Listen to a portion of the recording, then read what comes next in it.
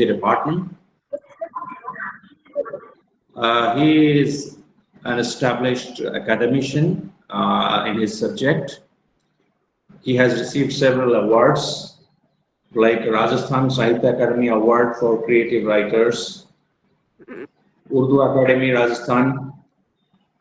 He has coordinated, he has given MOOC courses on SWAYAM.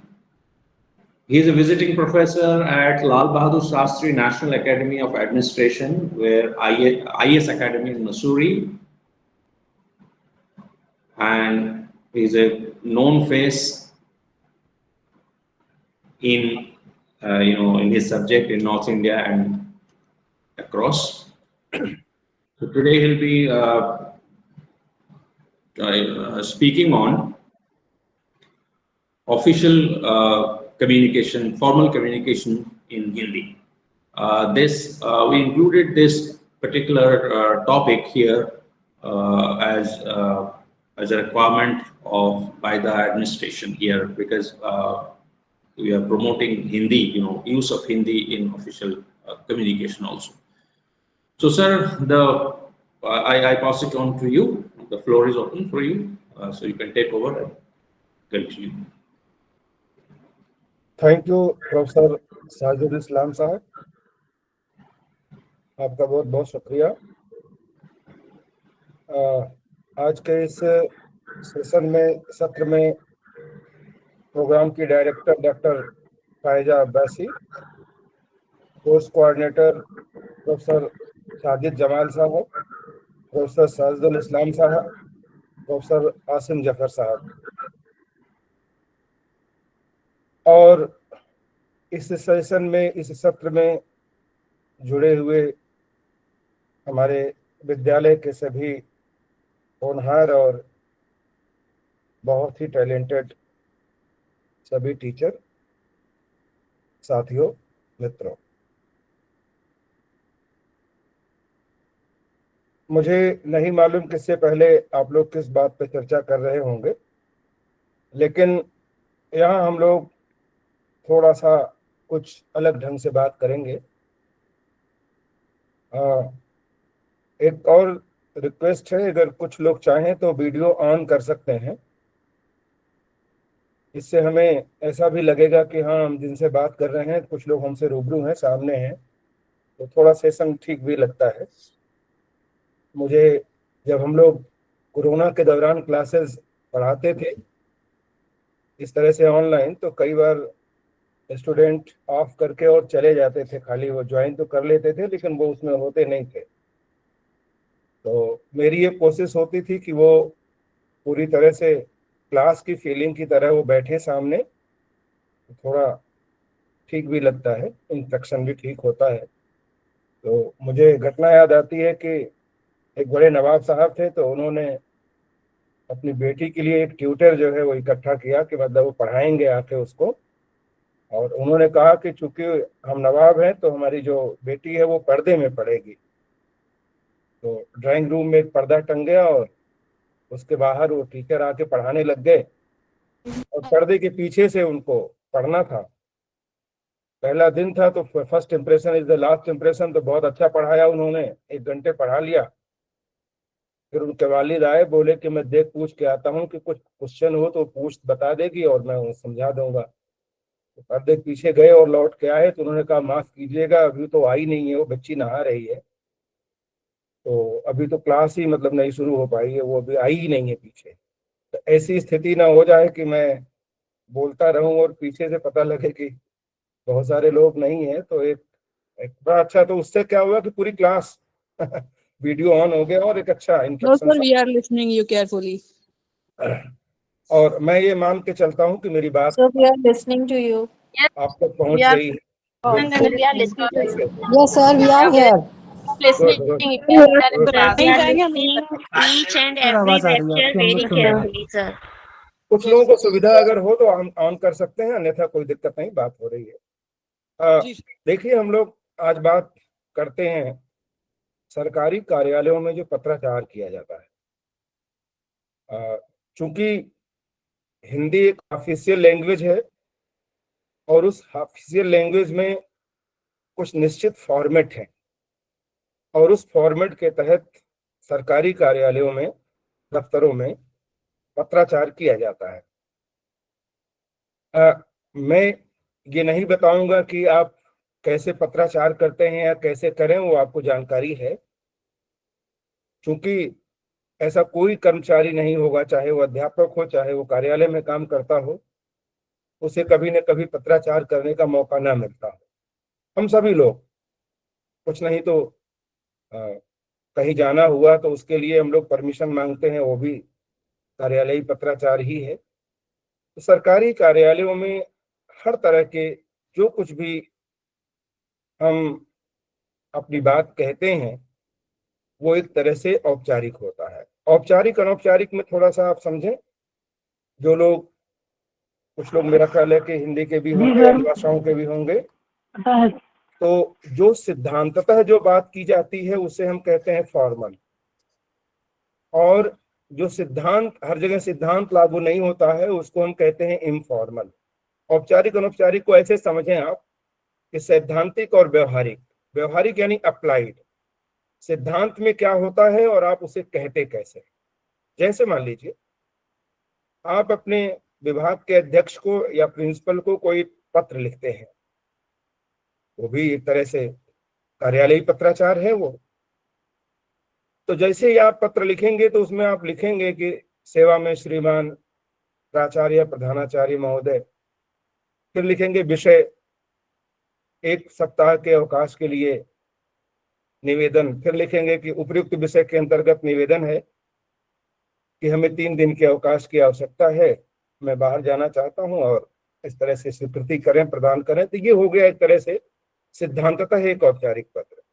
लेकिन अगर मान लीजिए आप ऑफिस में जाकर प्रिंसिपल से यही बात आपको सामने कहना हो रूबरू, तो आप ऐसे नहीं कहेंगे कि सेवा में श्रीमान प्रधानाचार्य महोदय, विषय 1 सप्ताह के अवकाश के लिए निवेदन, उपयुक्त विषय के संदर्भ में निवेदन है, कि ऐसा नहीं कहेंगे। आप कहेंगे कि सर मुझे बाहर जाना है और 1 सप्ताह का अवकाश चाहिए और आप हमें छुट्टी दे दें तो बहुत मेहरबानी। बात वही आप कह रहे हैं, लेकिन एक आप औपचारिक ढंग से लिखित में आप सैद्धांतिक रूप से कह रहे हैं, और दूसरा अनौपचारिक व्यवहारिक रूप में जो कहा जाता है वो। तो दो पक्ष इसके हो गए, व्यवहार में किस तरह से आप उस चीज को लेते हैं और सिद्धांत में कैसे लेते हैं। तो ये आप सबको ये मालूम होगा, जो कार्यालयी पत्राचार होते हैं उसके बहुत सारे जो प्रारूप हमारे सामने आते हैं। दिक्कत वहां आती है कि जब हम उसकी लैंग्वेज को देखते हैं, जब उसके हम भाषा को देखते हैं। हालांकि बहुत हद तक भाषा भी हमारी निश्चित है, भाषा भी हमारी तय है कि किस तरह का हम प्रारूप उसका लेंगे। लेकिन कई बार ऐसा होता है कि लिखते हुए हमें जो कठिनाइयां आती हैं व्यवहारिक, जो हमारे सामने चैलेंजेस आते हैं, जो चुनौतियां आती हैं, और क्या क्या कठिनाइयां उन पत्राचार में हो सकती हैं। मैं ये नहीं बताऊंगा कि परिपत्र किसे कहते हैं, यानी सर्कुलर किसे कहते हैं, पृष्ठांकन क्या होता है, ज्ञापन क्या होता है, कार्यालय ज्ञापन क्या होता है, अनुस्मारक क्या होता है, रिमाइंडर क्या होता है। ये तो आप लोग, मेरा ख्याल है लगभग, जहां तक मैं मान के चलता हूँ, आप लोग परिचित होंगे। फिर भी अगर इस संदर्भ में कोई किसी तरह का कोई कंफ्यूजन होगा तो आप लोग, जब हम बातचीत करेंगे उस समय आप पूछ सकते हैं, जान सकते हैं। लेकिन सामान्यतः हम जो लोग जुड़े हुए हैं कार्यालयों से, सरकारी कार्यालयों से, या किसी रूप में जुड़े हुए हैं, तो पत्राचार हम करते रहते हैं। वो सारे पत्राचार, जितने भी पत्राचार किए जाते हैं, वे सब कहीं न कहीं औपचारिक श्रेणी यानी कि फॉर्मल कैटेगरी के वो पत्र होते हैं सरकारी कार्यालय में। व्यक्तिगत पत्र एक अलग तरह का होता है और उसको हम ऑफिशियल यूज में नहीं लेते। हाँ, कभी कभी कोई अधिकारी अगर किसी दूसरे अधिकारी को व्यक्तिगत रूप से लिखता है तो उसमें भी एक औपचारिकता होती है। मुझे ये कहना है, जो हम लोग बात करें, चूंकि हिंदी ऑफिशियल लैंग्वेज के रूप में हर जगह इम्प्लीमेंट होती है, उसका प्रयोग किया जाता है, और हमारा जो क्षेत्र आता है जिसको हम अलीगढ़ या उत्तर प्रदेश में जो कहते हैं, ये क क्षेत्र में आता है। ये हम लोग जानते हैं, बहुत सामान्य जानकारी है ये, कि ऑफिशियल लैंग्वेज में ये विभाजन किया गया कि जो हिंदी भाषी क्षेत्र हैं उनको हम क क्षेत्र में रखें, और जो अहिंदी भाषी या हिंदीतर भाषी और हिंदी भाषी के बीच में जो आते हैं, जैसे गुजरात है, महाराष्ट्र है, ये ख क्षेत्र में आते हैं। और जो बिल्कुल पूरी तरह से अहिंदी या हिंदीतर क्षेत्र है, राज्य हैं, उनको हम ग क्षेत्र में रखते हैं। तो ग क्षेत्र और ख क्षेत्र में कुछ छूट है, लेकिन क क्षेत्र के जो कार्यालय हैं उनको कोई छूट नहीं है। पूरी तरह से उनको सारे कार्य जो है कार्यालयी पत्राचार हिंदी में करने की अनिवार्यता है। अभी 5 तारीख को ही एडमिनिस्ट्रेटिव ब्लॉक में एक बड़ा कार्यक्रम हुआ था, एक कार्यशाला हुई थी, और प्रशासनिक भवन के जितने भी अनुभाग हैं, जितने भी प्रखंड हैं, उन सबके सेक्शन ऑफिसर और ऑफिशियल वहाँ काफी थे। रजिस्ट्रार साहब थे, इमरान साहब, हिंदी अधिकारी।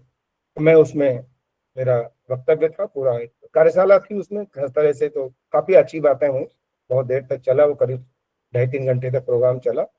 तो उसमें यही, वो रजिस्ट्रार साहब भी यही कह रहे थे कि भाई हमें किसी न किसी रूप में ऑफिशियल इम्प्लीमेंटेशन में कार्यालयी पत्राचार को, सरकारी जो कार्यालयों में हिंदी को हमें किसी भी रूप में उसे करना ही है। अब सवाल ये उठता है कि जैसे मैं बीच बीच में मान लीजिए अंग्रेजी का प्रयोग करता हूँ, तो हिंदी का मतलब लोग ये समझते हैं कि हमें हिंदी में ही सब कुछ इस तरह से करना है कि वो अगर एक शब्द भी दूसरा कुछ आ जाए तो हम उसको क्या करें, उसके जगह से हम क्या लेके आए। तो मुझे बड़ा आश्चर्य हुआ कि इमरान साहब ने एक क्विज किया उसमें, और 2 ग्रुप बना दिया उन्होंने, इधर से डिवाइड कर दिया और पूछा, कहा, एक से कहा कि आप 5 वाक्य बोलिए हिंदी में। बहुत मुश्किल हुई, मतलब 5 वाक्य भी हिंदी में ढंग से न बोल पाना, और हिंदी का क्षेत्र में। तो मैं समझता हूं कि एक बड़ी चुनौती है ये। और ऐसे ही उन्होंने कुछ ऐसे छोटे छोटे सवाल पूछे, उसमें भी बहुत दिक्कत आई। और दिक्कत जैसे मान लीजिए, मुझे जहाँ तक याद है उन्होंने पूछा था कि भाई टर्मिनेशन को हिंदी में क्या कहेंगे। तो बड़ी मुश्किल से 3-4 बार में उसका आंसर आया। तो किसी ने निष्कासन कहा, किसी ने निलंबन कहा, किसी ने निलंबित कहा। तो किस तरह से, मतलब देखा छोटी छोटी बातों को लेकर। तो मैंने फिर उनसे एक सजेस्ट किया, मैंने कहा आप ये अनिवार्य कर रहे हैं, लेकिन ये लागू कीजिए कि जो भी सेक्शन आपका हिंदी में काम करता है, तो उसको कुछ इंसेंटिव रखें कि जो सबसे अधिक जो काम करेगा उसको हम सम्मानित करेंगे, और उस सम्मानित में जो उस सेक्शन में जो सबसे अच्छा करेगा इंडिविजुअल, उसके लिए भी हम अलग से कुछ इस तरह की चीजें करेंगे। तो और प्रमाण पत्र दिया जाना चाहिए कि भाई आप कर रहे हैं। ऐसा क्यों, इस तरह क्यों किया जाना चाहिए? सरकार की क्या मंशा है? क्यों हम चाहते हैं कि हिंदी में पत्राचार हो? दरअसल होता यह है कि अंग्रेजी ऑफिशियल लैंग्वेज के रूप में इस तरह से आसान भी है, मैं मान के चलता हूँ। अंग्रेजी में कहना और अंग्रेजी में लिखना आसान है, क्योंकि आपने देखा होगा अगर 3-4 साल तक एक बच्चा अंग्रेजी स्कूल में पढ़ लेता है तो अंग्रेजी बोलने लगता है, लिखने लगता है। और अगर वो कुछ साल और पढ़ लिया तो उसकी इंग्लिश अच्छी हो जाती है। लेकिन मैं ये मान के चलता हूँ, आप एमए भी कर लेते हो तो आपकी हिंदी अच्छी नहीं होती। ऐसा क्यों होता है? हम हिंदी बेल्ट में हैं, हिंदी क्षेत्र में हैं। एमए करने वाले विद्यार्थी की भी हम ये गारंटी नहीं दे सकते कि वो हिंदी ठीक से लिख रहा है। ऐसा क्यों है? ऐसा इसलिए है कि हिंदी एक बहुत ही, अभी तो मैं नहीं कहूंगा कि अंग्रेजी परफेक्ट लैंग्वेज नहीं है, ये तो मैं नहीं कह सकता, क्योंकि अंग्रेजी की अपनी एक बड़ा मार्केट है। हालांकि पूरी दुनिया की भाषा अंग्रेजी नहीं है, ये आप जानते हैं। पूरी दुनिया की भाषा अंग्रेजी नहीं है, बहुत थोड़े से देशों की भाषा अंग्रेजी है। आपको जानकर आश्चर्य होगा ये। लेकिन मैं तो, मतलब बाहर भी जाना होता है, मैं देखता रहता हूँ। जैसे आप चाइना में चले जाएं तो अंग्रेजी से काम नहीं चलेगा आपका। जर्मनी में आप चले जाएं, वहाँ अंग्रेजी बोलेंगे तो लोग बड़ी हिकारत की नज़र से देखते हैं। फ्रांस में अंग्रेजी नहीं चलती। रशियन इतना बड़ा देश है, रूसी है वहाँ। तो चाइना और रसिया और फ्रांस और जर्मनी, इतने बड़े देश को आप निकाल लीजिए तो पूरे आधे देश दुनिया के तो अलग हो ही गए। इनकी अपनी अपनी भाषा है। जापान में जापानी है, अंग्रेजी को जो बहुत ज्यादा महत्व नहीं देते। तो अंग्रेजी कहाँ है? अमेरिका में है, और ब्रिटिश कॉलोनी जहाँ रही है वहाँ है। जैसे मैं ऑस्ट्रेलिया जाता रहता हूँ तो वहाँ देखता हूँ बहुत अच्छी इंग्लिश है, लेकिन ऑस्ट्रेलियन इंग्लिश का एक्सेंट अलग है, अमेरिकन का एक्सेंट अलग है, और ब्रिटिश का एकदम एक्सेंट अलग है। जो ब्रिटिश एक्सेंट में जो लोग बोलते हैं वो बिल्कुल अलग ही है एकदम, ऑस्ट्रेलिया वाले नहीं समझ सकते उसको। और हम इंडियन, हमारा एक्सेंट भी अलग है, तो हम भी कॉलोनी रहे तो हमारे यहाँ भी अंग्रेजी आई। तो ये हम मान के चले कि पूरी दुनिया की भाषा अंग्रेजी नहीं है, लेकिन अगर हम ये देखें कि अगर प्रचार करना हो पूरी दुनिया में एक कम्युनिकेटिव लैंग्वेज जिसे आप कहते हैं, कम्युनिकेशन, लैंग्वेज ऑफ कम्युनिकेशन, तो वो इंग्लिश का बहुत बड़ा क्षेत्र है। तो आसान है, मतलब अंग्रेजी में करस्पॉन्डेंस करना थोड़ी बहुत जानकारी के लिए।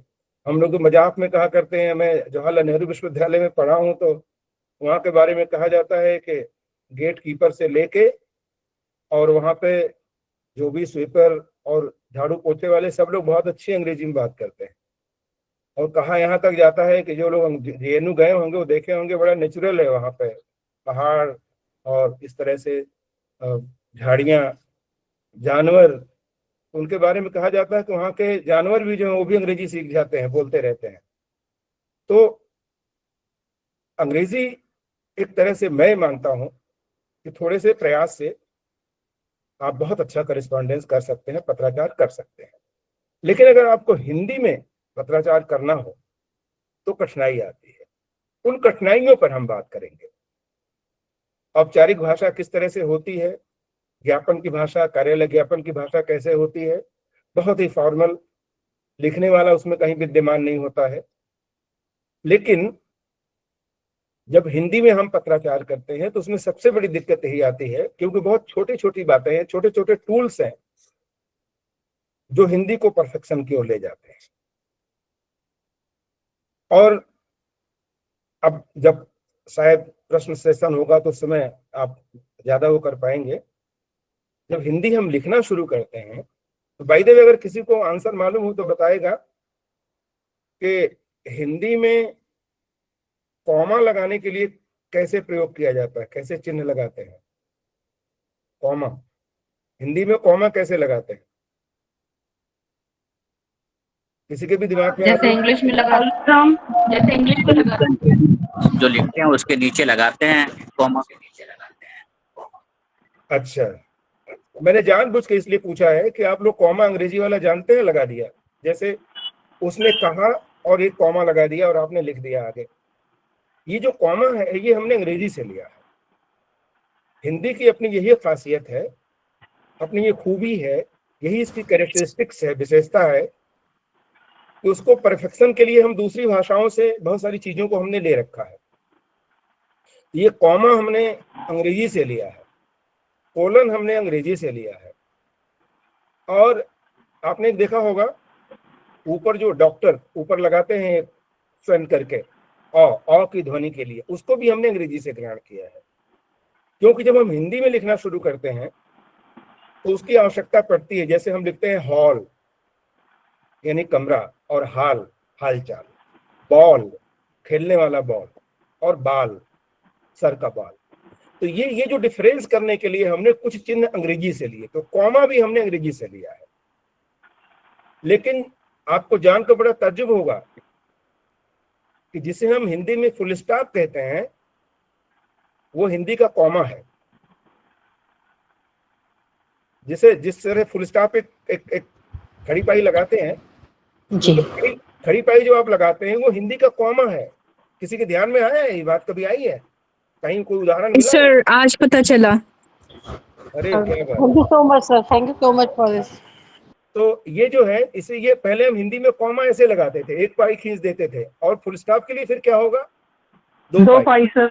जी जी, तो जैसे आप हमारे रामचरितमानस को पढ़िए तो उसमें लिखा रहेगा कि मान लीजिए वहां लिखा है कि आगे चले बहु रघुराई एक डंडा, तो वो कॉमा हो गया। ऋषि मुख पर्वत नीराई दो डंडा, तो वो फुल स्टॉप। श्लोक में भी ऐसा होता है। हाँ जी जी सर, उल्टा आई जो लगाते हैं। हाँ, तो आपने नहीं, उल्टा आई जो लगाते हैं वो तो संबोधन चिन्ह है, वो अलग है।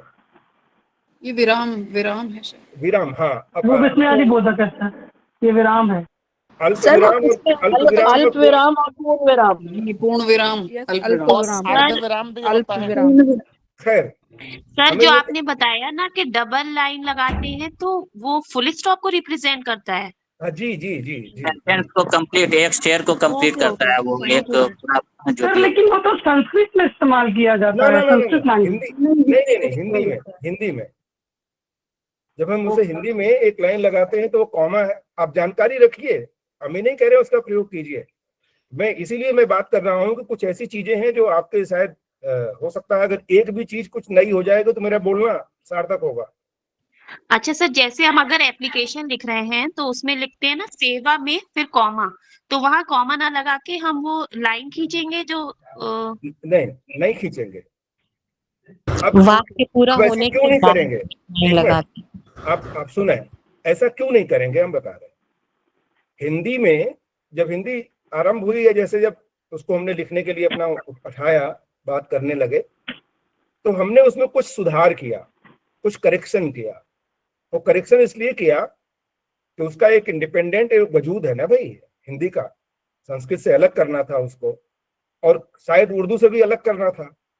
तो उसका जब एकदम अपना इंडिपेंडेंट वजूद बना, जिसे हम खड़ी बोली हिंदी कहते हैं, तो उसको हमने एक स्टैंडर्ड रूप दिया। जो अंग्रेजी के लोग हैं वो जानते होंगे, लैंग्वेज का एक स्टैंडर्डाइजेशन होता है, और जो हिंदी के लोग हैं वो भी जानते होंगे कि भाषा का मानकीकरण होता है। Yes sir.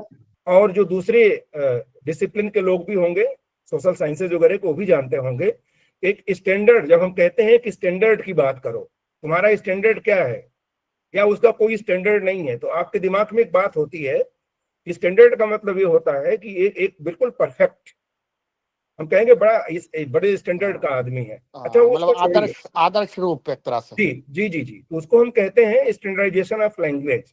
उसकी वैल्यू है sir, he is having some sort of value. जी, सबसे बढ़िया उदाहरण आप मान लीजिए, किसी मिठाई की दुकान पर जाते हैं और कहते हैं भाई हमको कोई स्टैंडर्ड की मिठाई दिखाओ, तो स्टैंडर्ड की मिठाई के बदले में आपके मन में एक पैमाना होता है कि बहुत अच्छा उसका जो एक अनुपात होगा, खोए का अच्छा होगा, बढ़िया पका होगा, बहुत अच्छे से उसको मिक्स किया होगा, चीनी की मात्रा कम होगी। अब आप खाएंगे, टेस्ट कराएगा, हाँ ये स्टैंडर्ड की मिठाई है। तो एक स्टैंडर्ड, एक पैमाना है, एक आदर्श, आइडियल, किसी ने कहा, बहुत अच्छी बात कही। तो हमने भाषा में एक रूपता लाने के लिए हमने एक स्टैंडर्ड बनाया, रूप। उस स्टैंडर्ड रूप में जो लिखा जाता है वही खड़ी बोली हिंदी का आज मानक रूप है, जो आपके कार्यालयीय पत्राचारों में प्रयोग में आता है। अब आप कहेंगे इसकी पहचान क्या है, हम कैसे पहचाने कि स्टैंडर्ड लैंग्वेज है हिंदी का, जो स्टैंडर्ड रूप हो कैसे हम पहचाने। तो अच्छा, स्टैंडर्ड की जरूरत क्यों पड़ी? तारीखी हैसियत से देखेंगे तो 1961 में एक कमेटी बनाई गई। उस 1961 में जो कमेटी बनाई गई, उसको यही देखना था कि कहाँ कहाँ हम स्टैंडर्ड, इसका मतलब वो क्या रूप बनाए, कैसे। तो जितनी ये कॉमा, डैश, कोलन या सन का जो ऊपर डॉक्टर वाला मैंने कहा उसको अडॉप्ट किया गया, ये सब उसी कमेटी ने कहा कि हिंदी में चूंकि परफेक्शन लाना है। और आपको जानकर एक भी बड़ा अच्छा लगेगा कि हिंदी जो है वो एक वचन शब्द नहीं है, इसमें बहुत सारी भाषाओं के शब्द हैं। तो सभी भाषाओं की अपनी अपनी एक नेचर है, उसका अपना अपना एक मतलब रूप है। तो जब उसको हम हिंदी में लेके आए तो हम अपनी तरीके से लेके आएंगे ना। जैसे मान लीजिए मैं ये कहूं कि अरबिक के तमाम सारे शब्द हैं हिंदी में, फारसी के तमाम सारे शब्द हैं, बहुत सारे शब्द हैं, दुनिया भर की भाषाओं के शब्द हैं। तो उनकी जो मूल प्रवृत्ति है वो खराब ना हो, वो हमारे यहाँ आके सुरक्षित रहे, इसलिए हमने अरबिक और फारसी से नीचे के जो नुक्ते होते हैं, नुक्ते, उसकी ध्वनि को भी हमने लिया। ज और ज की ध्वनि को पहचानना जरूरी है ना। अगर नहीं होगा तो जिसका नाम जलील होगा वो भी कहेगा मेरा नाम जलील है। तो जलील और जलील में फर्क हो तो हिंदी में जब हम लिखेंगे उसको देवनागरी में, अरबिक जो पर्शियन रस्मुल खत है उसकी बात मैं नहीं करता, उसमें परफेक्शन है, लेकिन जब उसे हम हिंदी में लेके आए तो उसके लिए हमने उनकी जो मूल ध्वनियां हैं उनको भी हमने स्वीकार किया हिंदी मानक रूप में कि हाँ इसको लगाना चाहिए। और ये जिसने कहा कि हिंदी में ज के नीचे नुक्ता, अगर जिंदगी लिखना है तो नीचे नुक्ता जरूरी है।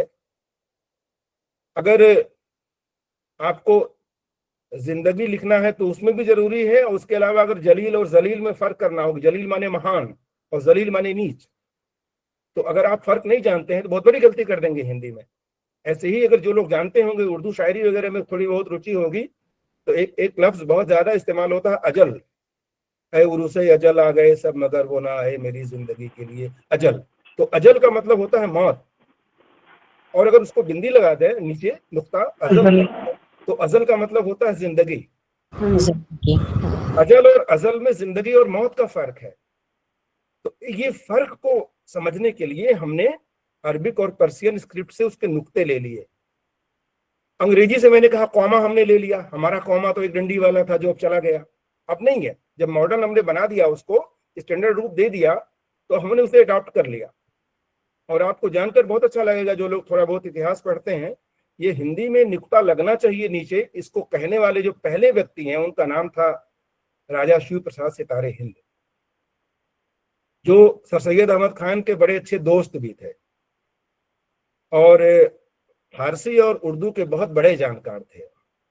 लेकिन जब हिंदी में उसको लेकर आए, हिंदी मतलब कार्यालयों में जब हिंदी का प्रयोग किया जाने लगा देवनागरी, तो वो नुक्ता लगाना चाहिए इसका उन्होंने वो कहा। तो एक स्टैंडर्ड रूप हमने दे दिया।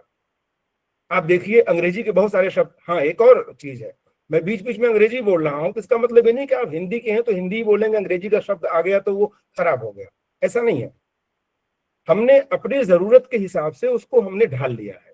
तो जब आप बोलते हैं, अगर मैं ये कहूँ कि टीचर ने क्लास में टाइम टेबल डिस्कस किया, या आज टीचर ने क्लास में टाइम टेबल डिस्कस किया है, तो इसमें सारे शब्द अंग्रेजी के हैं, लेकिन इंग्लिश का सेंटेंस नहीं है, ये हिंदी का वाक्य है। इसीलिए तो कहते हैं ना कि हिंदी उर्दू में कोई फर्क नहीं है, केवल स्क्रिप्ट का फर्क है, क्योंकि कर्ता और क्रिया, सहायक क्रिया, इनसे सेंटेंस बनते हैं। तो जब भी आप लिखें हिंदी में, इस बात का ध्यान रखें कि अगर दूसरे भाषा के शब्द आते हैं तो कोई गलत बात नहीं है, आने चाहिए। लेकिन अब यह है कि भाषा के दो रूप होते हैं।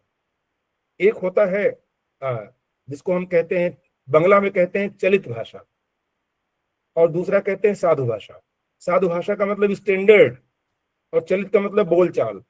हिंदी में उसे कहेंगे कि परिष्कृत परिनिष्ठित भाषा और बोलचाल की भाषा। तो जब परिनिष्ठित भाषा हम कहेंगे तो ऑफिशियल लैंग्वेज में वही जो स्टैंडर्ड शेप है, परिनिष्ठित चलित साधु भाषा, उसका प्रयोग होता है। तो उसका रूप निश्चित है, कहाँ कॉमा होगा, कहाँ फुल स्टॉप होगा, कहाँ कोलन होगा, कहाँ डैश होगा, ये निश्चित है। ये जो कुछ भी चंद्रबिंदु, कुछ लोग चंद्रबिंदु ऊपर लगाते हैं, कुछ लोग नहीं लगाते हैं, निस्वार से काम चला लेते हैं, और कहीं कहीं तो इतना ज्यादा काम चल जाता है कि पता नहीं चलता इसका मूल रूप क्या है। तो वो सब कुछ अगर जान जाएं आप, और सबको सही ढंग से आप प्रयोग करें, उसको हम कहते हैं भाषा का मानकीकरण। और हिंदी ऑफिशियल लैंग्वेज के रूप में उसी मानकीकरण वाले रूप में ही प्रयुक्त होती है। हिंदी उसी मानकीकरण वाले रूप में पूरी दुनिया में प्रोजेक्ट की जाती है। आज करीब 40 विश्वविद्यालयों में हिंदी पढ़ाई जाती है दुनिया भर के।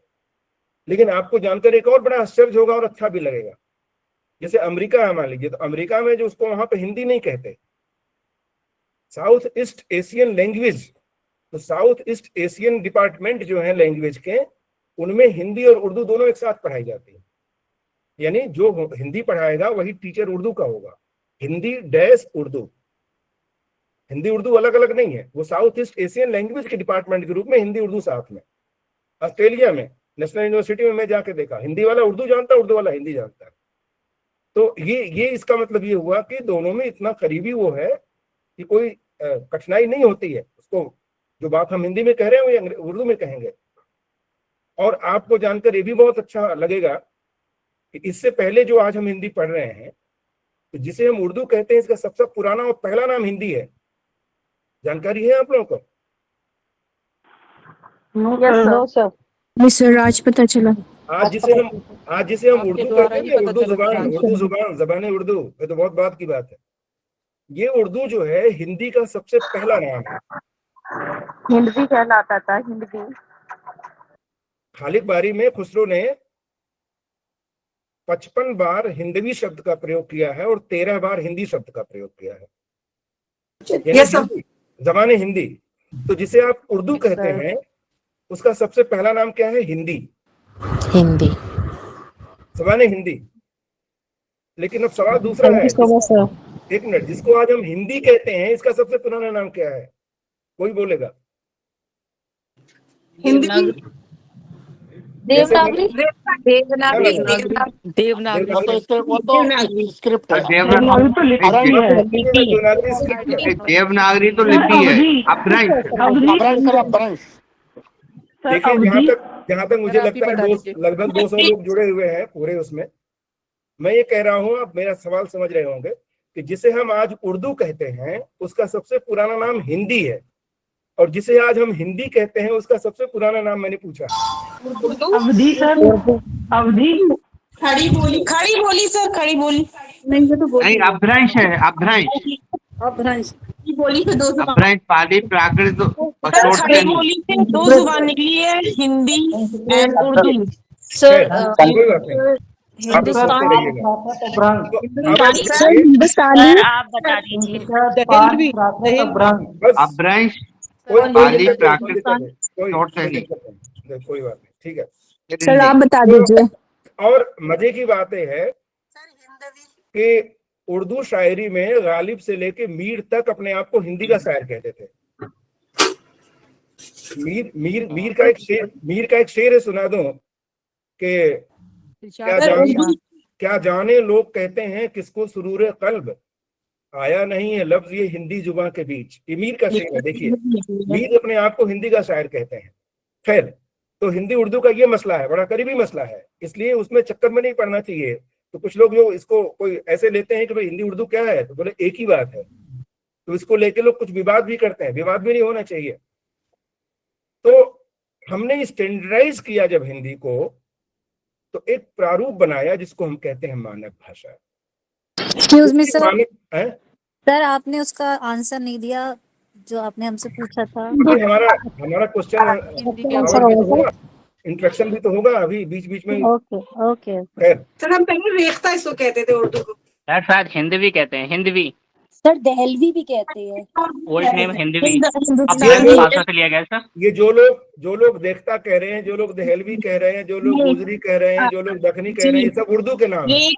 रेख्ता हिंदवी हिंदुस्तानी ये उर्दू का नाम है। हिंदी जो है वो खड़ी बोली से निकली है, और उर्दू और हिंदी खड़ी बोली से निकली हुई है सर। ये अच्छी बात है।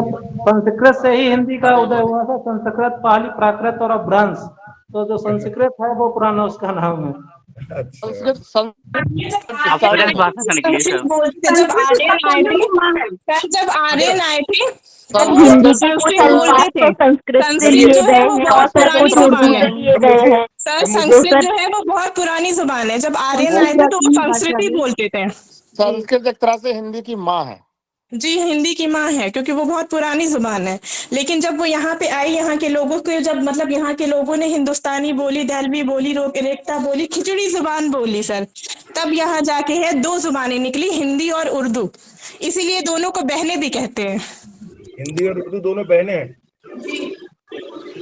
हिंदी उर्दू बहनें नहीं है, हिंदी उर्दू दोनों बहनें, क्योंकि दाग बैल जो है वो खड़ी बोली से निकली सर। एक ही है दोनों। बहन तो तब होगी नहीं, 2 होंगी। 2 है ही नहीं, तो एक ही है ना। जी सर, और उर्दू जो है सर वो बाहर की जुबान नहीं है, वो उर्दू के कुछ अल्फाज जो है वो हिंदी से लिए गए, और हिंदी में भी सर सिमिलरली कुछ अल्फाज संस्कृत से लिए गए और कुछ अल्फाज उर्दू से लिए गए। इस वजह से दोनों एक ही है। हिंदी उर्दू का कोई मसला नहीं है। आप लोग म्यूट करिए। म्यूट करिए सर। हिंदी लैंग्वेज बड़ा अच्छा ये है। देखिए, हिंदी उर्दू पे आप लोग इतना टकरा गए कि मुझे शेर पढ़ना पड़ेगा इस पे। बिल्कुल सर, बिल्कुल सर। कि जो लोग आपस में लड़ते हैं हिंदी उर्दू को लेकर, उनके लिए है ये शेर, सबके लिए नहीं है। कि कांधे शाना, शाना कहते हैं कांधे को शाना, कि शाने को खमदार गेसू से मतलब। शाना, कंधे को क्या चाहिए? गेसू। और किसका भी कंधा हो, गेसू को क्या चाहिए? कंधा। शाने को खमदार गेसू से मतलब, मुसलमान से मतलब न हिंदू से मतलब। और ख्यालात अच्छे तो बोली भी अच्छी, न हिंदी से मतलब न उर्दू से मतलब। बहुत खूब, अगर जुबान समझ में आती है तो वो कोई मसला ही नहीं है, कोई फर्क नहीं है दोनों में। अब मैं अगर ये कहूँ कि आसमान में चिड़िया उड़ रही हैं, ये किस भाषा का शब्द है? अंग्रेजी उर्दू में भी ऐसे ही लिखेंगे आसमान में चिड़िया उड़ रही है, हिंदी में भी लिखेंगे आसमान में चिड़िया उड़ रही है। इसलिए समझ में आना चाहिए, न हिंदी से मतलब न उर्दू से मतलब। खैर, सर ये जो वर्ड अपभ्रंश है, अपभ्रंश, ये क्या ये हिंदी का नाम है या कोई एडजेक्टिव है इसका? अपभ्रंश बिगड़ी हुई जुबान सर, उसके बाद तब्दील होती चली गई। बिगड़ी हुई जुबान है सर। अच्छा, ये जो है वो प्राकृत से निकली हुई थी। आप लोग पहले जो है वो सर संस्कृत आई हुई थी, संस्कृत से फिर प्राकृत आई, प्राकृत से फिर अपभ्रंश आ गई सर, और आगे बाद खड़ी बोली आई सर। और खड़ी प्लीज म्यूट सर आप कंटिन्यू करिए, सर आप कंटिन्यू करिए प्लीज। प्लीज सर को सुन लीजिए। Please continue sir, please continue. मैं समझ गया, ये मुझे अच्छा भी लग रहा है कि लेक्चर एक तरफा नहीं हो रहा है, कि आप लोग इन्वॉल्व हो रहे हैं, ये बहुत अच्छी बात है। ये अस्सलाम वालेकुम सर। सर मैं doctor Saba Hasan, head mistress ABK high school girls, और मैं एडमिनिस्ट्रेटिव पोस्ट पर हूँ सर। आप जी सर, सर वो जो हम लोगों को भेजा जाता है पूरा प्रोफॉर्मा कि हिंदी में कितने नोटिसेस भेजे, ये भेजे, और हम उसका लिखते भी हैं, और जो सही होता है वही हम लिखते हैं, गलत सलत हम देते नहीं इन्फॉर्मेशन। बस सर हमारे यहाँ सिर्फ ये प्रॉब्लम आती है कि हिंदी का टाइपिस्ट जो होता है ना, वो अवेलेबल नहीं हो पाता, हर चीज़ इंग्लिश में जो कि ड्राफ्ट हुई है। तो अगर आपकी तरफ से कोई हमें कुछ दिनों के लिए जैसे कोई हमारे टाइपिस्ट को गाइड कर दें ताकि वो हिंदी की टाइपिंग करने लगे, ताकि हमें नोटिसेस हिंदी में बनाने में, क्योंकि अगर हम गूगल ट्रांसलेट से भी करते हैं तो अभी वो एग्जैक्टली नहीं आ पाता है। तो सर आप हमारे स्कूल्स में कुछ थोड़ा सा इस पे ध्यान दे दें। मैं इसी पे बात कर रहा हूँ, जो चुनौतियां हैं आपके सामने। एक तो ये करिए कि आप सभी अंग्रेजी जो टर्म्स है ना, उनको आप हिंदी में ट्रांसलेट करते हैं गूगल से, वो बिल्कुल ही परफेक्शन और रिजेक्ट नहीं होता है। मैं एक उदाहरण दूं, अंग्रेजी में एक सेंटेंस है जी, honour and take honour, give honour and take honour. जी सर। अब इसका जो तर्जुमा किया है, ट्रांसलेशन किया है हिंदी में, Indira Gandhi national international airport पे लगा हुआ है ये, गिव ऑनर टेक ऑनर, उसके नीचे लिखा है इज्जत दो इज्जत लो, ये उसका तर्जुमा है। जी सर जी। आप नहीं सोच सकते कि कितना खराब अनुवाद है ये। इज्जत दो इज्जत लो, इसका क्या मतलब हुआ? तो गाली हो गई ना। जी जी जी जी जी। तो अब होना चाहिए कि सम्मान दीजिए और सम्मान पाइए। जी जी जी जी। लेकिन इज्जत देना इज्जत लेना तो बहुत ही खराब बात हो गई। तो इसका मतलब ये है कि जो गूगल बताता है उस पर हमें यकीन नहीं करना है। हाँ बिल्कुल सही कह रहे हैं आप। हमें अपने मानवीय बुद्धि का भी प्रयोग करते हुए ये देखना है कि सही है कि नहीं। एक चीज और दूसरी बात जो मैं बात कर रहा हूँ, जब हमने स्टैंडर्डाइज कर दिया है तो उसका रूप निश्चित है हिंदी का, ये मान के चलिए आप। जी जी जी। निश्चित रूप को जानना हमें ऑफिशियल लैंग्वेज में बहुत जरूरी है। जी जी जी जी। जब हिंदी में कुछ लिखते हैं तो उसको दो तरह से उसको देखा चेक किया जाता है। सबसे पहले आप चेक करिए कि वो ग्रामेटिकली ठीक हो। ओके जी। नंबर 1, जैसे अगर मैं ये कहूं कि हिमालय पर्वत कल लंदन की सैर करने गया था जी, ये ग्रामेटिकली ये वाक्य सेंटेंस बिल्कुल ठीक है। ये भाई जैसे करता है वैसे करता है, क्रिया जिसकी है वैसी है, उसका लिंग जैसा होना चाहिए वो है। तो हिमालय पर्वत लंदन की सैर करने गया था, व्याकरण की दृष्टि से ये वाक्य ठीक है। लेकिन किसी वाक्य को ठीक होने के लिए दूसरी जो शर्त है ये है कि वो भाव की दृष्टि से भी ठीक होना चाहिए। यानी ऑफिशियल लैंग्वेज जो आप लिख रहे हैं उसका मीनिंग सही सही जा रहा है कि नहीं, ये चेक करना बहुत जरूरी है। जी जी जी। अगर गूगल के ट्रांसलेशन पे जाएंगे तो इतनी कठिनाई आएगी आपको। मैं एक वाक्य बोल रहा हूँ, देखिए जरा आप कैसे गड़बड़ करता है गूगल जी। एक गांव में एक नेताजी गए तो वहां अखबार में समाचार छपा कि मुखिया ने नेताजी के गले में एक फूल की माला डाली। अब आप देखिए ये वाक्य हिंदी में है ये, लेकिन आपको जानकर मतलब ताज्जुब होगा कि वाक्य गलत है। ये अखबार की न्यूज है ये। जी जी। मुखिया जी ने नेताजी के गले में एक फूल की माला डाली, क्या गलती है इसमें? सर वो एक फूल की माला, फूलों की माला डाली, एक माला डाली, एक फूल की माला, ना बहुत सारे फूलों को मिला करके माला बनती है ना, इसलिए एक फूल की माला गलत है। यहाँ पे यूज नहीं करना चाहिए। मैं बता रहा हूँ, सर को बोलने दीजिए, सर को बोलने दीजिए। माला में एक फूल है, एक फूल की माला तो बन नहीं सकती। तो अब इसका मतलब है जो एक का जो फूलों की माला होगा, फूलों की माला, एक का जो प्लेस है वो गड़बड़ है।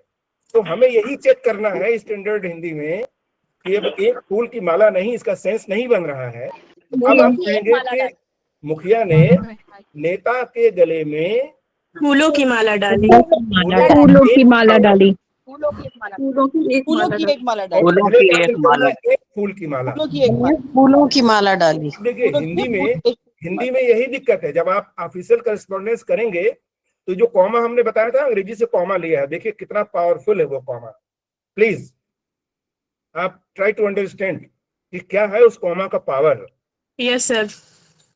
एक वाक्य में अगर बोलता हूं कि नहीं जाना चाहिए, मान लीजिए एक माँ अपनी बेटी को कह रही है कि बेटा मार्केट आपको नहीं जाना चाहिए। अब ये नहीं जाना चाहिए का मतलब मनाव किया जा रहा है, नकारात्मक वाक्य है, लेकिन जरा नहीं के आगे आप एक कॉमा लगाइए। सर तो इसका मतलब हो जाएगा जाना चाहिए।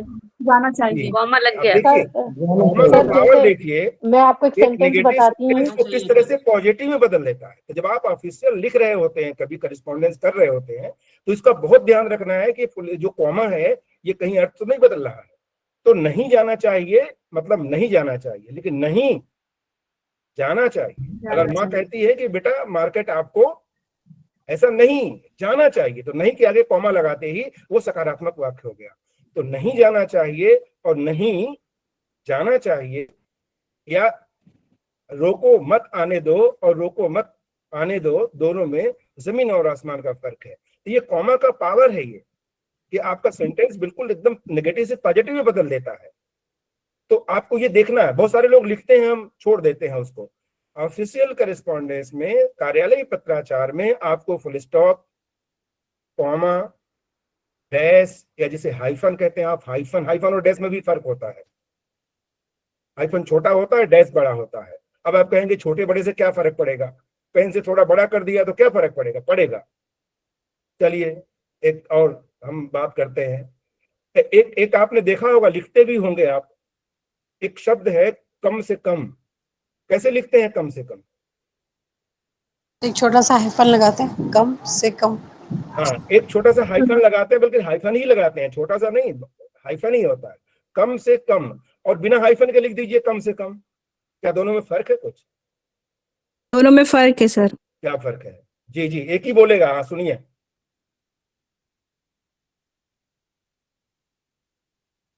बताइए। ये दोनों दो बिना हाइफन के वो एक कंप्लीट वर्ड बन जाएगा, कम से कम एक वर्ड बन जाएगा। नहीं बनेगा, उसको अलग ही अलग लिखेंगे वो। सर कम से कम मतलब कि अगर हम कम से कम हाइफन के साथ लिख रहे हैं तो एटलीस्ट इतना तो, और अगर हम बिना हाइफन के लिख रहे हैं तो हम ये कह रहे हैं कि इसको और कम करिए। दोनों का भाव डिफरेंट हो जाएगा, दोनों का मीनिंग डिफरेंट हो जाएगा। नहीं सर, वो प्रमाणिक नहीं होगा। अब वो सर प्रमाणिक नहीं होगा। चलिए मैं बता दूं। अब आप लोग हाइफन लगा के लिखते हैं, बिना हाइफन के लिखते हैं, ये मैं नहीं जानता। कम से कम सर आमतौर पर बिना हाइफन के लिख देते हैं। हम वहाँ पे, चूंकि हम लोग हाइफन का मतलब है कि हम वहाँ पे थोड़ा सा ठहरेंगे, हम वहाँ पे पॉज लेंगे थोड़ा सा। वो प्रमाणिक नहीं होगा। मानक हिंदी सर, मानक हिंदी जो है उसमें हाइफन अगर नहीं लगेगा तो मानक हिंदी के अनुसार नहीं होगा। चलिए, दोनों रूप मानक हिंदी के मुताबिक हैं, अनुसार हैं, दोनों के अर्थ अलग अलग है। सुन लीजिए, मुझे बोलने दीजिए ना। मान लीजिए कि जब आप कहते हैं कम से कम, तो कम से कम का मतलब ऐसे कहते हैं, अरे भाई कुछ नहीं तो कम से कम ये बात तो करो। मान लीजिए आप गए, विद्यालय में गए और वहां मिठाइयां बंट रही हैं। मिठाइयां जब तक आप पहुंचे तब तक हो गई खत्म। तो खत्म हो गई तो आपने कहा, अरे भाई कुछ नहीं तो कम से कम लड्डू तो दो। यानी अगर 4-5 मिठाइयां थी और 3-4 खत्म हो गई हैं, तो कम से कम लड्डू तो दे दो। ये जो कम से कम लड्डू दे दो मतलब कुछ नहीं दो तो लड्डू तो दो। तो ये बिना हाइफन वाला हो गया इसका अर्थ। और अगर आप कहते हैं कि भाई कम से कम लड्डू दो, वेरी फ्यू क्वांटिटी, तो जब कम से कम बताना होगा मतलब बिल्कुल थोड़ा सा, तो आप कहेंगे हाइफन लगा के। और जब बिना हाइफन के कहेंगे तो इसका मतलब होगा कुछ नहीं दो तो कम से कम।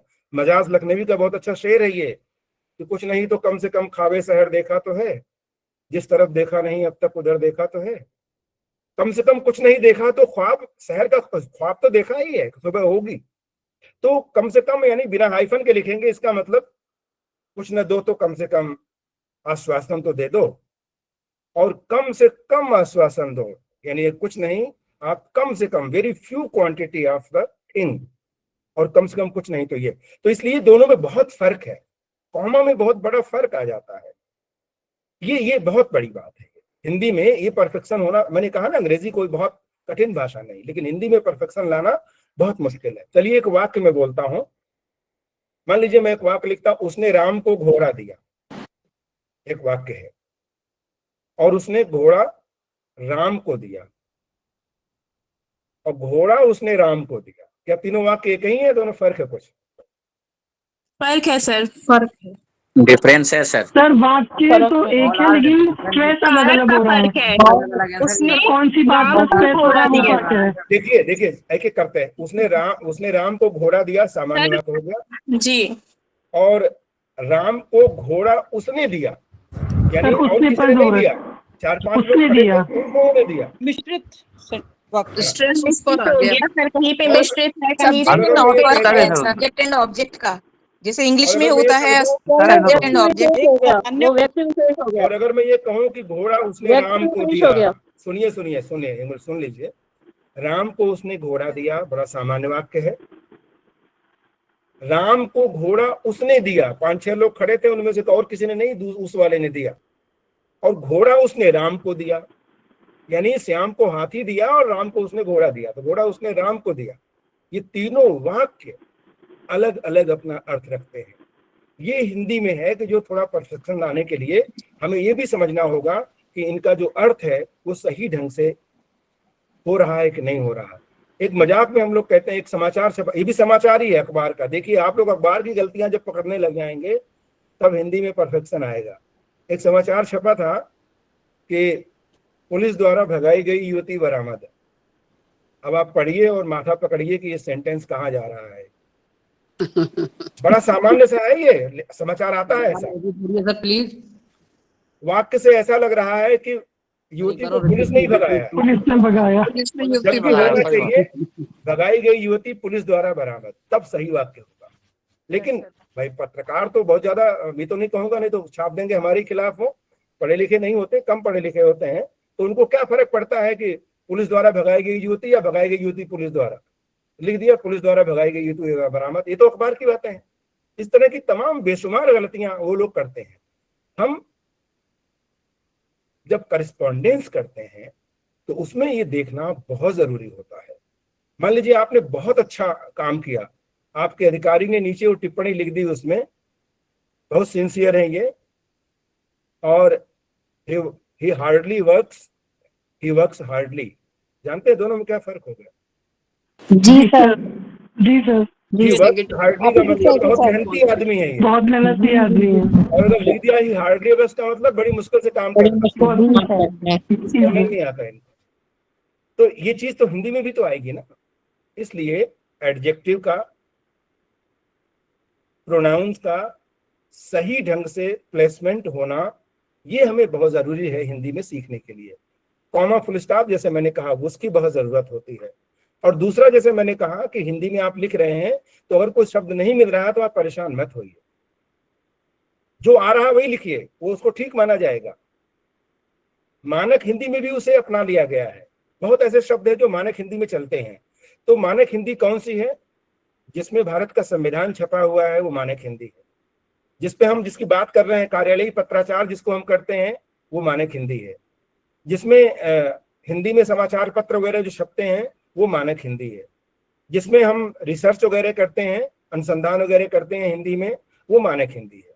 और यही जो मानक रूप है हिंदी का, क्यों? क्योंकि अभी कुछ लोग कह रहे थे ना संस्कृत से पैदा हुई है, संस्कृत जननी है, ये भी एक भ्रम है।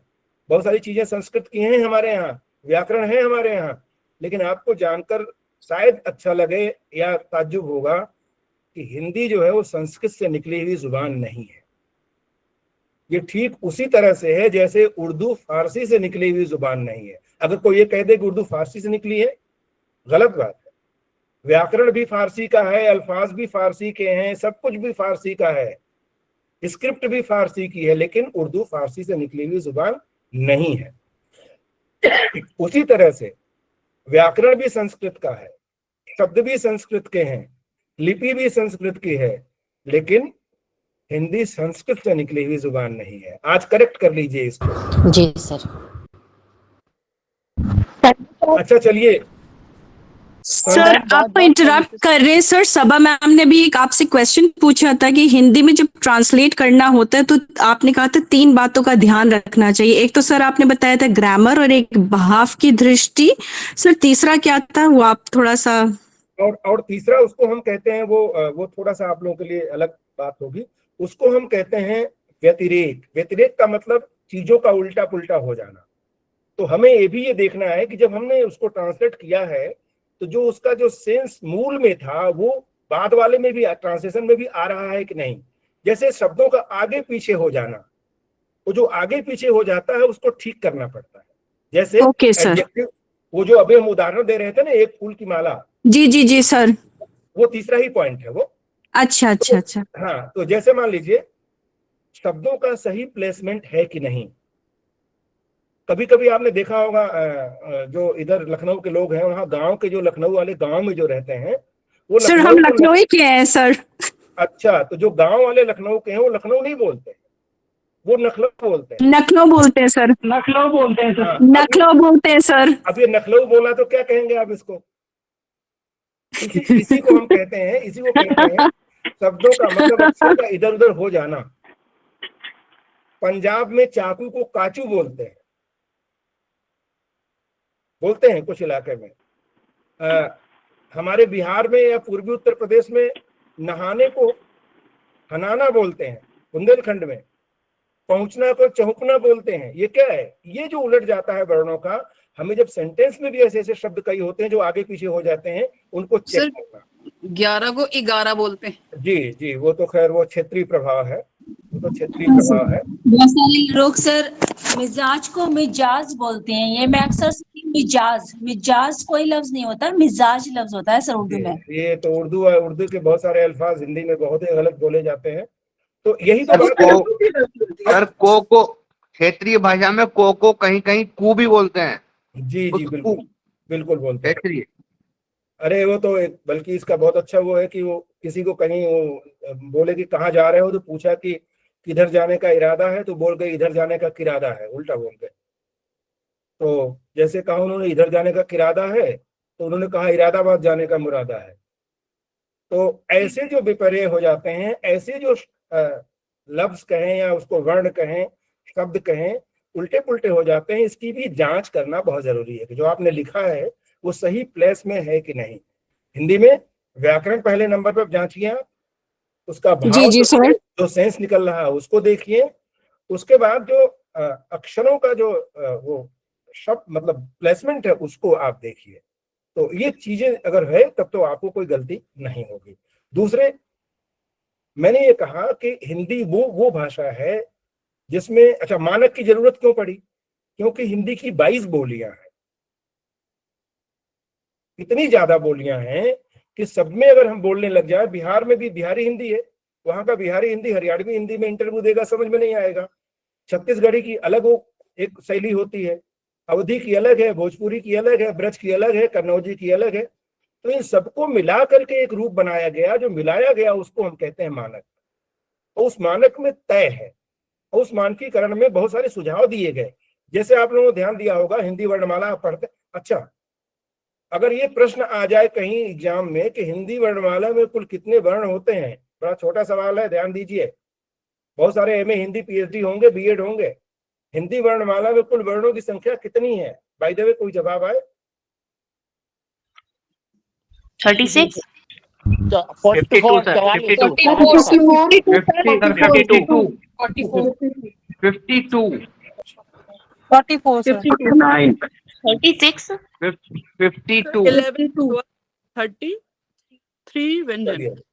इसी को मैं कहता हूं, हिंदी अगर आपको जाननी है, हिंदी के बारे में परफेक्शन जानना है, तो कंसेप्ट क्लियर होना चाहिए। बहुत सारी संख्याएं आ गई हैं लेकिन सही तो एक ही होगा ना।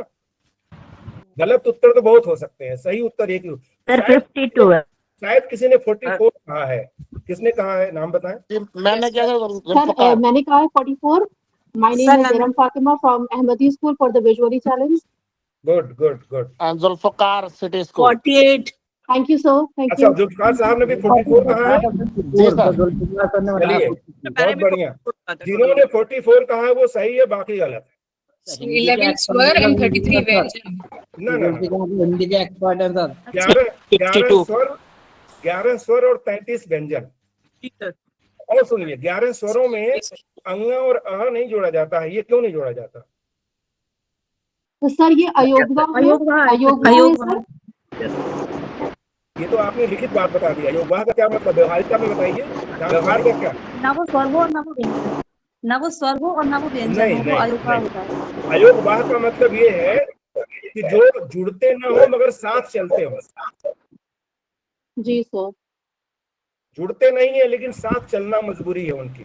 Yes sir. दूसरी पहचान आप समझिए कि जो अंग और अह हैं उनमें से अ हटा दीजिए तो जो बचता है वो इंडिपेंडेंट कभी नहीं बोला जा सकता, उसको कोई ना कोई सहारा चाहिए। यस इसलिए सर। वो अयोगवाह है। और श, त्र और ज्ञ ये तीनों नहीं जोड़े जाते इसमें, क्योंकि ये संयुक्त व्यंजन है। यस सर, संयुक्त व्यंजन। अब आप में से ये बताएंगे कि जैसे श, त्र और ज्ञ इनमें कौन कौन से वर्ण मिले हुए हैं? सर त्रा में का और रा में हुआ है। सर ज्ञ में ग और य है। इसलिए बहुत ज्ञ में ग और य है। प्लीज म्यूट कीजिए। सुन लीजिए, श में क और स है, मूर्धन्य स, और ज्ञ में ज और इ है, इसको ज्ञ बोलते हैं, ज्ञ नहीं बोलते। और त्र में सादिया मैडम बताइए, जरा म्यूट कर लें अपने आप को, डिस्टर्बेंस हो रही है। बहुत डिस्टर्बेंस हो रहा है सर। एक मिनट, त्र में आधा कौन सा वर्ण है और पूरा कौन सा है? त्र में सर का आधा है और रा पूरा है। हाँ, अब इसको ऐसे समझिए, क्लास में अगर बताना हो बच्चों को कंसेप्ट में, तो जो पूरा दिखता है वो आधा है, जो आधा दिखता है वो पूरा है, ऐसे बताइए। रा पूरा है। जी जी जी, जो आधा दिखता है वो पूरा है, जो पूरा दिखता है वो आधा। हाँ। तो इनकी गणना हम नहीं करते क्योंकि पहले आ चुके होते हैं, इसलिए सही करेक्ट आंसर है 44। उसके अलावा सारे ये वो है तब जब कहीं सवाल पूछा जाएगा। व्यवहारिक रूप में तो आप 52 बताइए, 54 बताइए, खूब बताइए, बहुत सारे हैं, बहुत सारे उत्तर होंगे। लेकिन जो प्रामाणिक लिखित उत्तर है वो ये 11 स्वर 33 व्यंजन। बहुत छोटी छोटी बात है ये, 11-33 ध्यान रखना चाहिए। अच्छा, कोई मित्र ये बता दें जरा कि वर्ण और अक्षर दो अलग अलग इकाइयां हैं, क्या अंतर है दोनों में? सर अक्षर जो है ग्रुप्स ऑफ वर्ड्स होते हैं। नहीं, क्लास पूछता है कि सर अक्षर और वर्ण में क्या फर्क है, कैसे संतुष्ट करेंगे? उसके टुकड़े नहीं किए जा सकते, उसमें छोटा मिला हुआ नहीं होता। सर वर्ड को जो है वो हम तोड़ सकते हैं और अक्षर जो होता है सर उसको वो टूटता नहीं है सर। विद्यार्थी आपके इस जवाब से संतुष्ट नहीं होगा। सर वर्णों को मिक्स करके अक्षर बनता है। मैं फिर कह रहा हूँ, जब टीचर क्लास में जाए तो क्लास में सर मैं अहमदी स्कूल से सर मैं ये कह रही हूँ कि अक्षर और वर्ड में सर ये फर्क है कि अक्षर जो है सर जो वर्ड है वो जो है वो टूट नहीं सकता सर। Yes sir. और सर वर्ड को ही मिला के सर जो वर्ण तो सर छोटी इकाई होती है जिससे मिला के अक्षर बनते हैं। मैं कंसेप्ट क्लियर, मैं फिर कह रहा हूँ कंसेप्ट क्लियर होना बहुत जरूरी है, तभी बच्चा संतुष्ट होगा क्लास में। अदरवाइज वो कहता रहेगा गुरुजी घुमा रहे हैं, कुछ भी कह देंगे, टीचर है तो मान लिया जाएगा। सर आप बता दीजिए, सर आप बता दीजिए।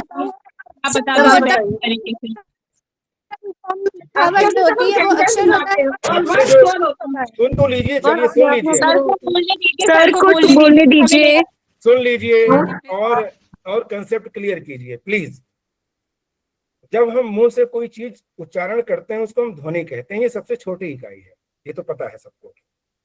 तो जैसे ही हमने बोलना शुरू किया, जैसे हमने कहा क, तो ये क जो ध्वनि निकली है ये अक्षर है। अक्षर इसलिए है क्योंकि कभी इसका नाश नहीं होता। जैसे आपने टेप ले रखा तो टेप में टेप हो जाएगा, हमने जो कुछ बोला वो उसमें आ जाएगा। तो जिसका कभी अक्षर जो नाश नहीं होता वो अक्षर है। न अक्षर अक्षर, जो कभी नष्ट नहीं होती है वो अक्षर है।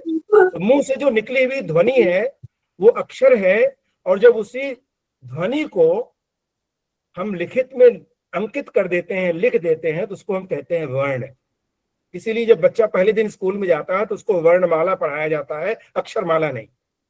बाकी कोई अंतर नहीं है, अक्षर और वर्ण एक ही है, सिर्फ एक उच्चरित ध्वनि है, दूसरी लिखित ध्वनि है। जो लिखित हो गई वो वर्ण है, इसीलिए वर्णमाला चार्ट होता है।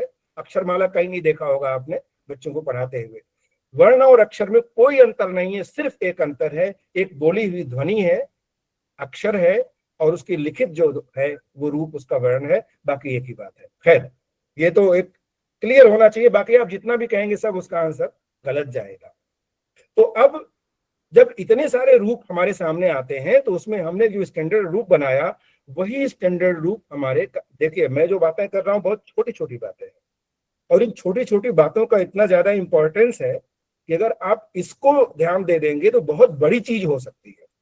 और इसे अगर इग्नोर कर जाते हैं आप, तो जैसे मैंने बहुत छोटे छोटे सवाल पूछे हैं, उसको इग्नोर कर देने से बहुत बड़ी बड़ी गलतियां भी हो जाती हैं। और इनको जब आप बेसिक लेवल से जब जानेंगे तो हिंदी में एक परफेक्शन आने से कोई रोक नहीं सकता है।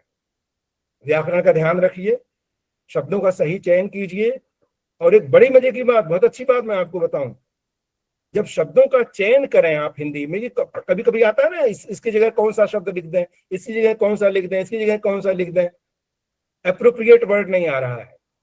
तो आपको जानकर बहुत आश्चर्य होगा कि हिंदी में कोई भी शब्द किसी शब्द का रिप्लेसमेंट नहीं होता, पर्यायवाची होता ही नहीं कोई शब्द। आप पढ़ाते होंगे बच्चों को पर्यायवाची, बादल का पर्यायवाची जो है पयोद है, जलद है, अंबुबाह है, ये सब बताते हैं ना, लेकिन हिंदी में कोई भी शब्द किसी शब्द का पर्यायवाची नहीं होता। इसको जानने के लिए जानिए, आप बच्चों को बता दीजिए कि पर्यायवाची हम बता रहे हैं, मगर होता नहीं है, उसमें कहीं न कहीं अंतर होता है। उस अंतर को हिंदी में परफेक्शन लाने के लिए जानना बहुत जरूरी है। जैसे मैं कहूं बादल, मेघ, घन, अंबुबाह, जीमूत, जलद, पयोद, ये सब पर्यायवाची हैं। ये सब पर्यायवाची कह रहे होंगे। जी सर, पर्यायवाची है। पर्यायवाची कहते हैं इनको। हाँ, लेकिन आप इनके अंतर समझ लीजिए। बस एक उदाहरण देकर के मैं बात आगे करूंगा ताकि आप लोग गंभीरता से इस बात को लें और ये समझें कि कोई शब्द कोई किसी का रिप्लेसमेंट नहीं होता, पर्यायवाची हो ही नहीं सकता, अंतर होता। अब जब आसमान में उमड़ते हुए सामान्यतः आपको दिखाई देते हैं सुबह शाम, वो बादल है। बस केवल उमड़े घुमड़े और चले गए, वो बादल है। उसके बाद एक और आता है आंख दिखाता हुआ, बहुत जोर जोर से आवाज करता हुआ, वो घन है। अब देखिए, बादल आया, सामान्य रूप से सामान्य उमड़ा और चला गया, जो गरजता तड़कता हुआ आया वो बादल है। आप कहेंगे इससे घन, आप कहेंगे इससे क्या फर्क पड़ेगा, क्योंकि उसको आवाज करना है, आवाज करके डराना है। और आप भी जानते हैं कि जो गरजते हैं वो बरसते नहीं है। इसलिए बादल अलग है, केवल उमड़ने घुमड़ने वाला। डराने वाला जो है वो घन है, और बरसने वाला है उसको हम मेघ कहते हैं। मेघ। बादल के जितने भी प्रारूप है, जितने भी रूप है, किसी के पास पानी नहीं है। पानी देने का काम केवल मेघ करता है, कि जो मेहन करे वो मेघ है। इसलिए जब हम कविता पढ़ते हैं या गाना गाते हैं तो काले मेघा पानी दे, काले बादल पानी दे नहीं कहते, काले घन पानी दे नहीं कहते। मेघ यानी मेघ जो है बरसने वाले, अगर बादल का रूप आपको बताना है कहीं कविता में तो उसको हम मेघ कहेंगे। घन अलग, बादल अलग और मेघ अलग। इसीलिए कालिदास ने अपनी प्रिया के पास जो संदेश भेजा वो मेघ के माध्यम से भेजा, इसलिए उसको मेघदूत कहा, क्लाउड में कहा। पैके अब्र, उर्दू में उसको कहते हैं कासिद सुहाव या पैके अब्र। अब्र है, पानी नहीं है तो फिर काहे का मेघ। एक रचनाकार जब होता है, जब कोई सजग आदमी होता है तो उसी शब्द का प्रयोग करता है जो उसके लिए एप्रोप्रिएट है, जो जरूरी है। अब आप कहेंगे कि नहीं नहीं ऐसे तो कैसे होगा, आपने मतलब साहित्य में उलझा दिया। साहित्य में नहीं उलझा दिया, मैं बहुत सामान्य ढंग से बात करता हूँ। 3 शब्द हैं आपके सामने, आंख, नजर और नैन, तीनों पर्यायवाची हैं। चलिए अब प्रयोग जरा करिए। आंख लग गई का क्या अर्थ होता है? नींद आ गई। और नजर लग गई, आंख लग गई की जगह नजर लग गई नहीं प्रयोग कर सकते, जबकि दोनों पर्यायवाची लग रहे हैं देखने में। आंख लग गई का मतलब नींद आ गई, नजर लग गई का मतलब बुरी नजर पड़ गई। बुरी नजर वाले तेरा मुंह काला, बुरी आंख वाले नहीं कहते आप। लेकिन अगर दोनों की जगह कहते नैन लग गया तो इसका क्या अर्थ होगा? सब समझते हैं, सब अध्यापक है। लेकिन सर नेत्र और लोचन भी इस्तेमाल किया जाता, तो उनका इस्तेमाल कैसे किया जाएगा फिर? जब नेत्र और हाँ, जब हम नेत्र कहेंगे तो उसका मतलब ये है कि उसमें कोई दोष आ गया है। नेत्र विकार, नेत्र पीड़ा, नेत्रहीन सर, ये तो शब्द के इस्तेमाल पर हुआ। अगर एक शब्द पर्यायवाची के तौर पर हम पढ़ाते हैं तो अर्थ, आंख, नजर और नैन पर्यायवाची होते हुए भी जब प्रयोग में आते हैं तो इनके जमीन आसमान का फर्क आ जाता है। ये फर्क मैं बताना चाहता हूँ कि आंख का पर्यायवाची हो जाती है ना सर, नजर का पर्यायवाची नैन नहीं है। ये सर तीनों वो प्रयोग में फर्क हो गया, चेंज हो रहा है, आंख लग गई, नजर लग गई और नैन लग गया, तीनों में जमीन आसमान का फर्क है अर्थ में। मैं केवल ये गंभीरता बताना चाहता हूँ कि कोई शब्द किसी शब्द का रिप्लेसमेंट नहीं होता है। इसलिए जब आप शब्दों का प्रयोग करें तो थोड़ा सा सावधान रहें, जो हम लिख रहे हैं उसका अर्थ सही जा रहा है कि नहीं जा रहा है। अब हम सर नेत्र ऑप्थेल्मोलॉजिस्ट को नेत्र विशेषज्ञ कहेंगे। हाँ जी हाँ जी हाँ, क्योंकि वो बीमारियों का इलाज करता है ना, आंखों की बीमारी का। अगर सर नैना रहेगा नैना तब, और जो हाँ, नेह ने नैनन की कछु उपजी बड़ी बला, जब वो कहेंगे तो प्रेम की भाषा जहां भी आएगी वहां नैन का प्रयोग होगा। बिहारी सब जगह नैन का प्रयोग करेंगे। अरे यहाँ पे भी एक हिंदी के टीचर थे फिरदौस साहब, वो भी इसी को टॉपिक को बहुत इंटरेस्टिंग वे में बताया करते थे, जैसे आपने बताया इस तरीके से नेत्र, नैना, नयन, और इस तरीके से एक डीप उसका कन्वर्सेशन रहता था। चलिए, किसी अच्छे व्यक्ति से आपने हमारी तुलना कर दी, आपका आभार, बढ़िया बात है। लेकिन खैर सर आप तो खैर बहुत अच्छे हैं। जी जी। अब सवाल ये है कि मैं तो केवल जो हिंदी में आप जब लिखते हैं तो उस गंभीरता को बताने की मैं बात कर रहा हूं। लेकिन एक जो सबसे बड़ी दिक्कत आती है हिंदी में वो ये आती है कि जब आप लिखते हैं तो छोटी मोटी चीजें हमें बहुत ध्यान देनी पड़ती है, नहीं तो बहुत गड़बड़ होता है। क्योंकि हिंदी में दिक्कत ये है कि अगर आप निर्धन लिख रहे हैं, निर्धन, और ऊपर से रे फट गया, ऊपर से जो ऊपर लगाते हैं वो डंडी सी एक छोटी सी, तो निधन हो जाएगा। निधन होने में बहुत टाइम नहीं लगेगा। चिंता में अगर बिंदी हट गई तो चिता बनने में बहुत टाइम नहीं लगेगा। बिल्कुल सर, इसलिए इतनी सावधानी होती है, चिंता का बन जाए, निर्धन का निधन न हो जाए। और इसके अलावा और भी बहुत सारी बातें हैं कि जैसे मान लीजिए आपने सही सही लिख दिया तो भी उसमें संभावना ये है कि सिंदूर रेखा भी गलत लगाई तो उसका अर्थ अलग हो जाएगा। जैसे मान लीजिए अगर मैं एक वाक्य कहूँ, वाक्य नहीं शब्द ही है, एक कविता पढ़ी होगी, उठो लाल अब आंखें खोलो। अब खोलो जो पढ़ी है ना छोटी क्लास में, जी पढ़ी है सर। अब खोलो में खोलो को एक साथ लिखें कि अलग अलग लिखें? एक साथ सर, एक साथ लिखना है, एक साथ लिखेंगे। अलग अलग लिख दिया सर मैं सना रजा अहमदी स्कूल से। सर मेरा एक क्वेश्चन है। सर हम हिंदुस्तान में रहते हैं और हिंदी हमारी राष्ट्रभाषा है सर, लेकिन आजकल देखा जाता है कि मीडियम ऑफ इंस्ट्रक्शन में जो है वो इंग्लिश को ही प्रेफरेंस दी जाती है। और मतलब ऐसा देखा जा रहा है और आजकल के बच्चों में भी देखा जा रहा है सर, और खास करके इंटरव्यू वगैरह में भी देखा जा रहा है कि जो बच्चे इंग्लिश ज्यादा अच्छे तरीके से बोलते हैं उनको प्रेफरेंस दी जा रही है। तो मतलब क्या ये सर हिंदी को लेके मतलब क्या मतलब आने वाले वक्त में ये क्या है, मतलब सर इस पे थोड़ी रोशनी डालिए आप। पहली बात तो ये कि हिंदी को लेके आपको एहसास कमतरी करने की कोई जरूरत नहीं है।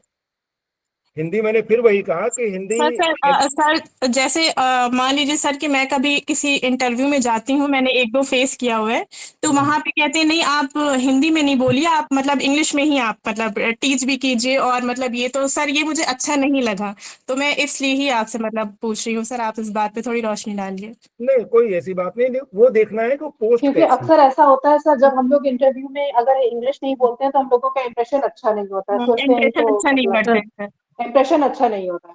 Basically that is the point. तो इम्प्रेशन जमाने के लिए तो आपको 2-3 भाषाएं जाननी पड़ेंगी, ये तो सही है। यही तो बात है सर कि ये मतलब एक जबान ही तो है सर। अब हम अपनी बात को किसी भी जबान में रखें सर, हिंदी में रखें, उर्दू में रखें, इंग्लिश में रखें, लेकिन सर इंग्लिश को ही क्यों आजकल मतलब इतनी अहमियत दी जा रही है? मेरा ये मतलब है कि आप बहुत सारी जुबानें जानिए लेकिन अपनी बात को हिंदी में कहिए। आपको जानकर ये अच्छा लगेगा कि हिंदी हमारी नेशनल लैंग्वेज होनी चाहिए। इस बात को कहने वाले सारे वो लोग जो हिंदी के नहीं है। आपने कभी गौर किया इस बात पर? जी राइट सर, जी सर, बिल्कुल राइट सर। हिंदी हमारी नेशनल लैंग्वेज बने, राष्ट्रभाषा बने, ये कहने वाले जितने भी लोग हैं बड़े नाम, वो सब गैर हिंदी वाले हैं। 2-4 नाम मैं बता दूं आपको, अच्छा भी लग जाएगा। जैसे कि वो राजगोपालाचारी, सुभाष चंद्र बोस, दयानंद सरस्वती, तिलक, गोखले, इवन जाकिर हुसैन साहब ने राष्ट्रभाषा हिंदी का प्रयोग किया था कि होना चाहिए, मोहम्मद मलिक साहब। इतने नाम है, मतलब साउथ के तो बहुत सारे नाम है। जो एंगर, जिन्होंने राष्ट्रभाषा का जो प्रारूप बनाया था, वो एंगर साहब थे। जी सर। तो इसका मतलब ये हुआ कि हिंदी को राष्ट्रभाषा बनाने का जो कह रहे हैं वो सब अहिंदी भाषी हैं। जी सर। इसी तरह मैं कह रहा हूँ कि आप हिंदी का समर्थन तो करिए, आप दूसरी भाषा भी जानिए।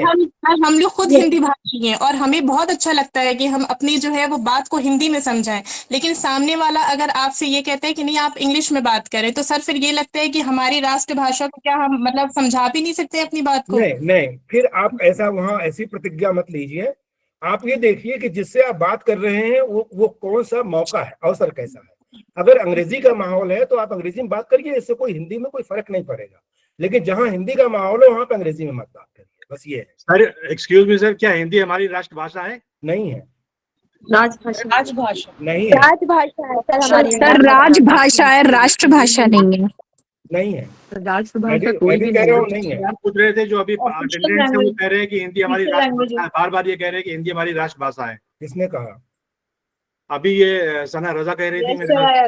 हमने राष्ट्रभाषा ही बोला है, शायद पता नहीं इनको उन्होंने क्या सुना, लेकिन हमने यही बोला है। तो राष्ट्रभाषा नहीं है शायद हिंदी अभी। राष्ट्रभाषा तो कोई भी नहीं है। राष्ट्रभाषा कोई भी लैंग्वेज नहीं है सर। बहुत सारी राष्ट्रभाषा। चलिए हमारी राष्ट्रभाषा में सर 22 लैंग्वेजेस हैं सर। एक मिनट है सर, और वही हमारी मातृभाषा है। रीजनल लैंग्वेजेस जी रीजनल लैंग्वेज है और ये हमारी मातृभाषा है। अगर हिंदी हमारी मातृभाषा। सर को बोलने दीजिए। हो गई हो अगर गलती तो मुझसे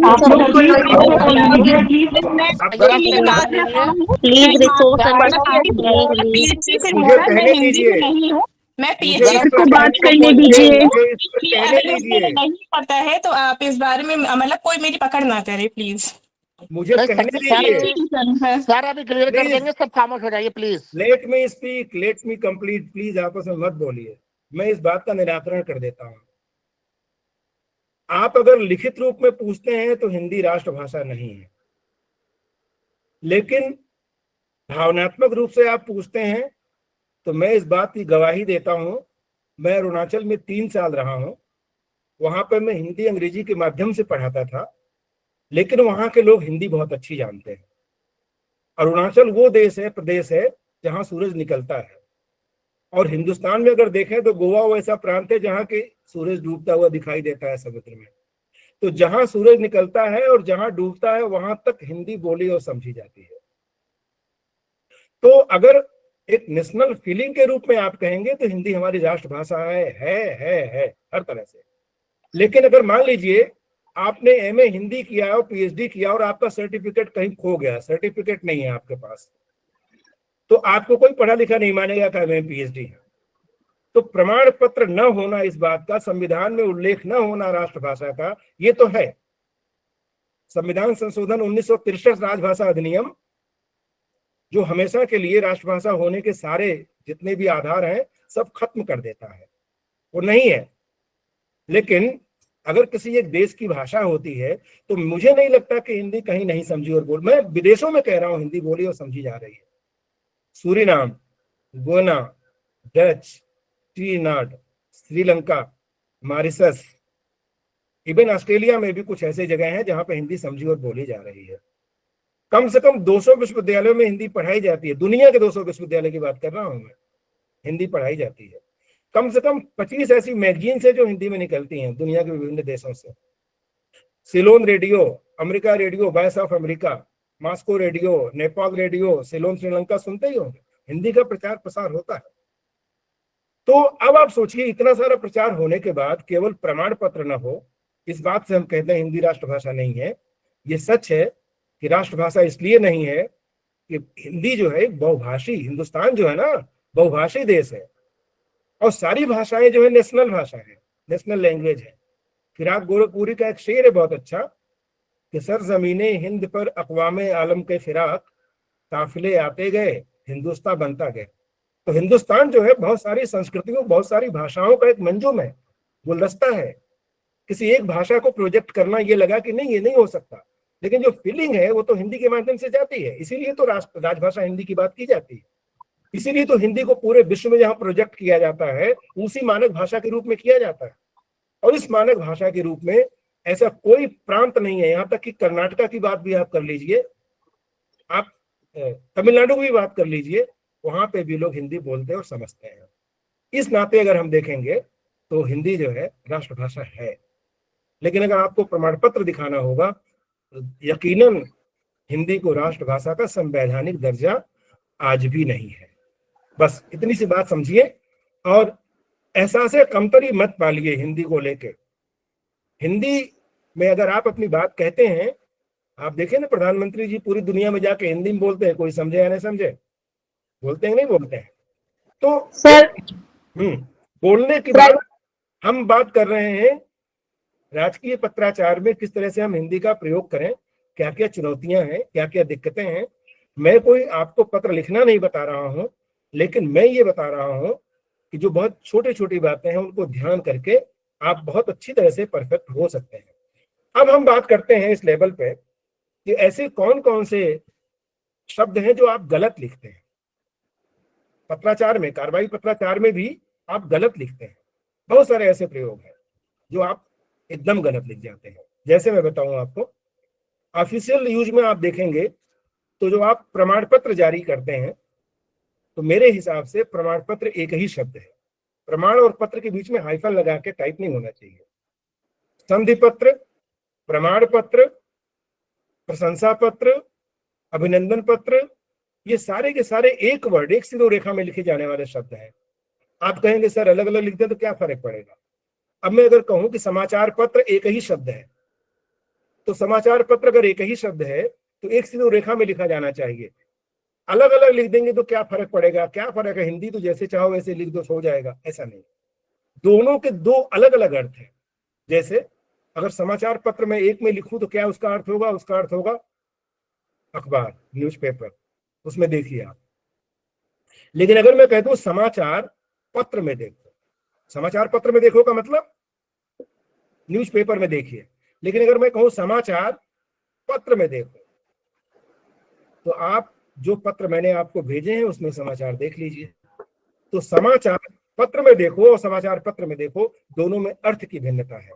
इसलिए जो शब्द एक सिरो रेखा से लिखे जाते हैं उसको एक सिरो रेखा में लिखे जाने चाहिए। एक और भी बहुत ज्यादा शब्द है वो कार्यवाही। कार्यवाही और कार्यवाही दोनों दो शब्द हैं। कार्यवाही की जगह कार्यवाही नहीं होगा और कार्यवाही की जगह कार्यवाही नहीं होगा, लेकिन ऑफिशियल यूज में कार्यवाही ही लिखा जाता है, जो गलत है। कार्यवाही का मतलब प्रोसीडिंग और कार्यवाही का मतलब एक्शन। आपने जो चिट्ठी लिखी है उस पर क्या एक्शन हुआ, वो कार्रवाई, फारसी का शब्द है कार्रवाई। र ऊपर लिखेंगे और वा ई। और प्रोसीडी जो करते हैं, पत्र को आप आगे बढ़ाते हैं, उसके लिए है कार्यवाही। इन दोनों के फर्क को जानना जरूरी होगा। बट सर दोनों में रेफ तो लिखा जाएगा ना सर? है सर रेफ पदेन जो होते हैं, जो आप बताएं राउड़ आ जाएगा, वो रेफ तो दोनों में आ जाएगा। ओके सर, ये इसमें कार्यवाही होगा, उसमें कार्रवाई, ये और ह कहीं नहीं है उसमें पहले वाले।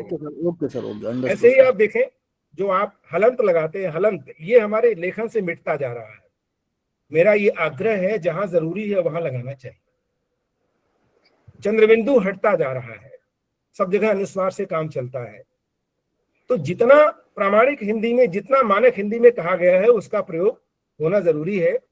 शब्दों के अर्थ की भिन्नता के लिए बहुत जरूरी है। जैसे देखा होगा आपने, जब आप लिखते हैं महात्मा गांधी, तो गांधी में ऊपर आप अनुस्वार लगा देते हैं, गांधी में चंद्रबिंदु है। आप कहेंगे कहीं नहीं देखा होगा। आप जो प्रामाणिक किताबें पढ़ेंगे तो उसमें सही पाठ मिलेगा। एनसीईआरटी में देखिए आप। यस सर, चंद्रबिंदु है। जी सर, चंद्रबिंदु ही होता है। चंद्रबिंदु क्यों है? चंद्रबिंदु इसलिए है कि आप सीधे सीधे सुनिए, एक अंध शब्द है, अंध, अंध। और जब अंध से आप उसको जब आकारांत बनाएंगे कहेंगे तो आधी होगा। अब आधी को चंद्रबिंदु से लिखेंगे, जरा बिंदु लगा के बोल के देखिए, आप बोल नहीं पाएंगे। अंध से आधी होगा, अंचल से आंचल होगा, ऐसे ही गंध से गांधी होगा। तो गांधी, आंचल, आधी, ये सारे चंद्रबिंदु से लिखे जाने वाले शब्द हैं। अगर आप नहीं प्रयोग करते हैं तो बहुत ज्यादा अर्थ में भेद हो जाता है। क्लास में मिठाइयां बटी, तो बटी में चंद्रबिंदु होगा। अगर चंद्रबिंदु नहीं लगाते हैं, आप अनुस्वार लिख देते हैं तो बंटी हो जाएगा। बंटी तो नाम होता है, तो बंटी और बटी में तो फर्क होना चाहिए ना। इसी तरह से जो आप नीचे मैंने कहा हलंत लगाते हैं, हलंत, ये दो शब्द है, एक है कीर्तिमान और एक है कीर्तिमान। सुना है ना हिंदी में? तो एक कीर्तिमान में डैश नीचे लगाएंगे हलंत, उसका अलग अर्थ होगा। एक में नहीं लगाएंगे, उसका अलग अर्थ होगा। आप सोचिए कितना बड़ा अंतर हो गया। अंतर और अंतर में भी फर्क है। एक अंतर पूरा र लिखेंगे और एक अंतर हलंत से लिखेंगे। उस अंतर का मतलब होता है भीतर और उस अंतर का मतलब होता है बाहर। बिना हलंत वाले का मतलब होता है बाहर। इसलिए जब अंतरराष्ट्रीय लिखा जाएगा तो पूरा र लिखा जाएगा, और मन के भीतर लिखा जाएगा तो अंतर्मन लिखा जाएगा। तो अंतर्मन यानी हमारे और आपके बीच में कितनी दूरी है, अंतर, और हमारे मन में क्या रखा हुआ है, अंतर्मन। तो हलंत का भी प्रयोग होना चाहिए हिंदी में, मेरा ये मानना है। सिरोरेखा सही ढंग से लगी होनी चाहिए। डैश, हाइफन, कोलन का भी विशेष ध्यान रखना चाहिए, खासकर ऑफिशियल हिंदी में। इसका ये मतलब नहीं कि मैं जो कह रहा हूँ वो हिंदी को बहुत कठिन बना रहा हूँ, कठिन नहीं है। जब चीजें हमारे कार्य का हिस्सा हो जाती हैं, जब हम उसमें काम करते हैं तो हम इस तरह से रम जाते हैं। जैसे आप गाड़ी चलाते हैं, जब शुरू में आप गाड़ी चलाते हैं तो गियर पे ध्यान रखना पड़ता है, लेकिन जब चलाना आ जाता है तो हाथ छोड़ के भी चला लेते हैं, फिर वो पता नहीं लगता कौन सी गियर में, अपने आप लगता रहता है सारा। तो ऐसे ही आप इसमें अभ्यास करें, छोटी छोटी बातों को ध्यान में रखें। ऑफिशियल करेस्पॉन्डेंस में आप इसका प्रयोग करें, और जो मानक हिंदी के जो निश्चित शब्द हैं उन्हीं का आप प्रयोग करें। मेरा ख्याल है। सर मुझे एक सवाल पूछना है मुझे। सर आई एम फाखरत के गर्ल्स स्कूल, गर्ल्स भी होता रहा है, इसलिए हम इसको मान लेते हैं इंट्रैक्शन सेशन। सर एक क्वेश्चन आप यही खत्म करता हूँ, आप लोग सवाल हो तो कर सकते हैं। सर एक सवाल मुझे पूछना है। बहुत देर से एक संविधान की 8वीं अनुसूची में सर 22 भाषा हैं, जिसमें हिंदी भी शामिल है, लेकिन जब हम क्लास में पढ़ाते हैं तो बच्चे ज्यादातर डिमांड करते हैं कि मैम दोनों लैंग्वेज में समझाइए, वो हिंदी उर्दू में भी और इंग्लिश में भी। लेकिन जब हम बच्चों से एक्सपेक्ट करते हैं तो वो, या इंटरव्यू के टाइम हम बच्चों को इंटरव्यू करें या हम खुद इंटरव्यू दें, तो इंग्लिश पर एम्फेसिस ज्यादा दी जाती है।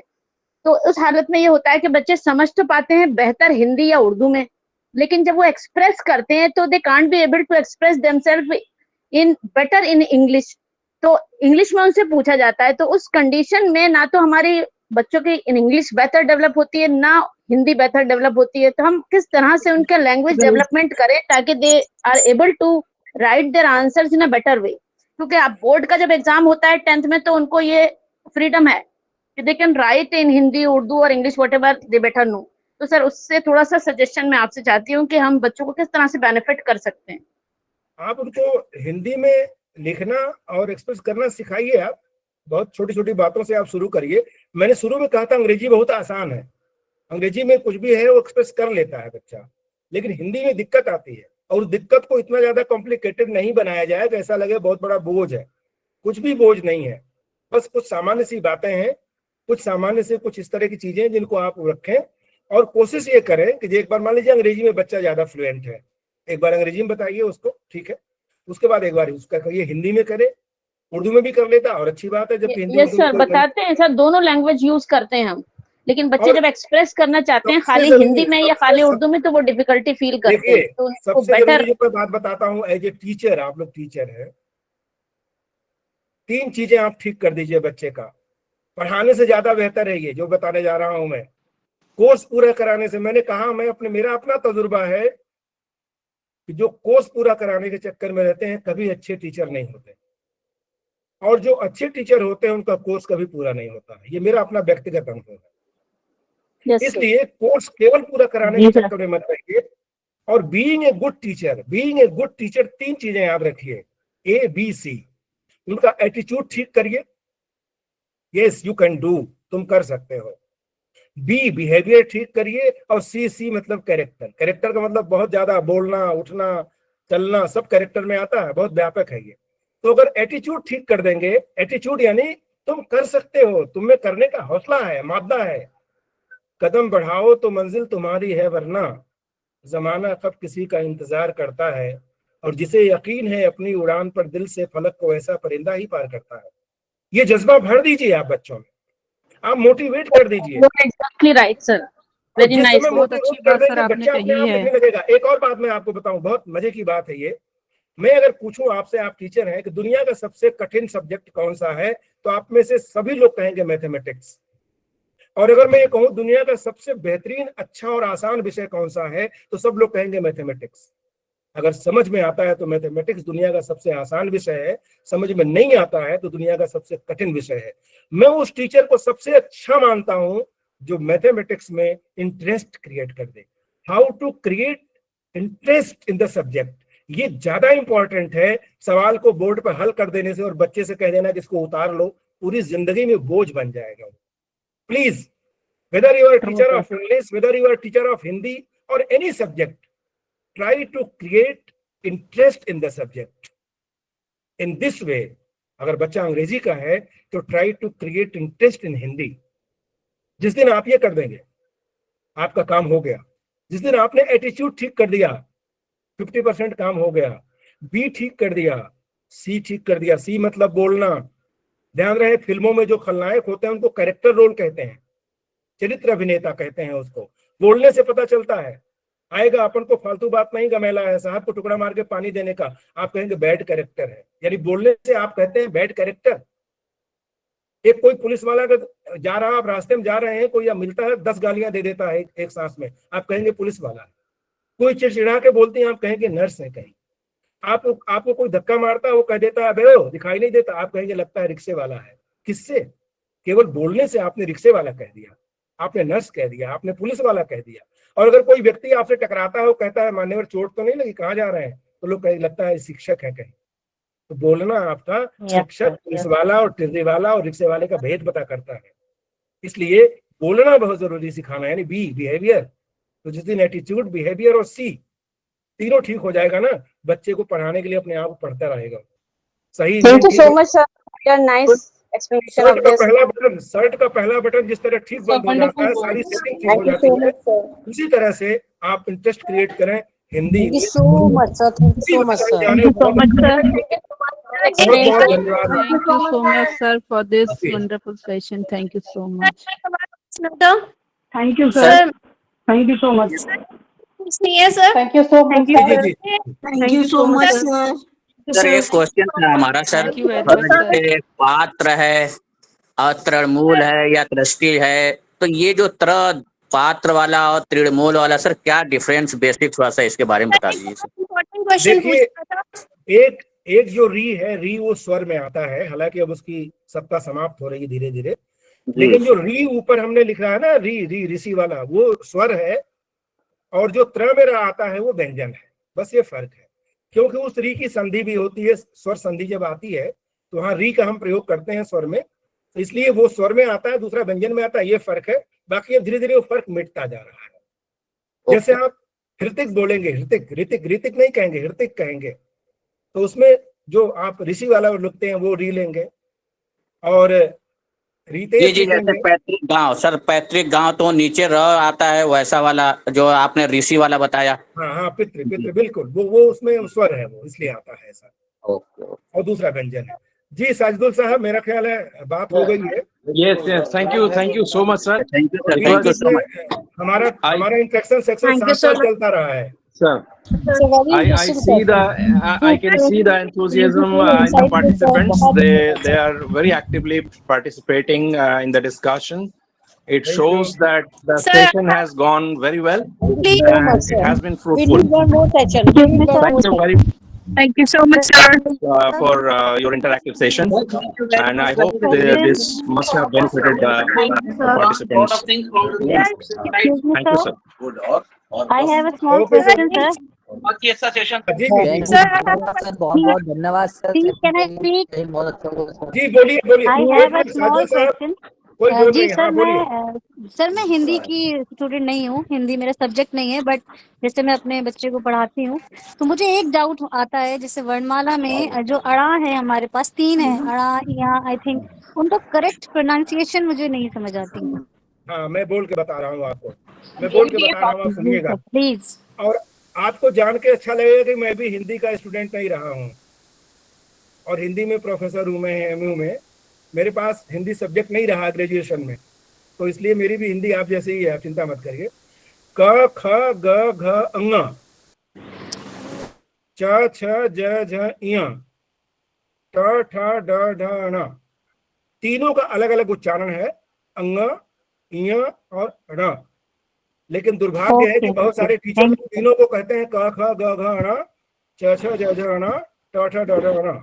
तो अण नहीं है, वो एक अंग है, क ख ग घ ङ, च छ ज झ ञ, ट ठ ड ढ ण, और तीनों को thank you sir, thank you sir. पहली बार मुझे मिला, मैंने गूगल भी किया पर मुझे मिला नहीं था कहीं। गूगल कैसे बताएगा आपको, हर चीज गूगल थोड़ी बताएगा।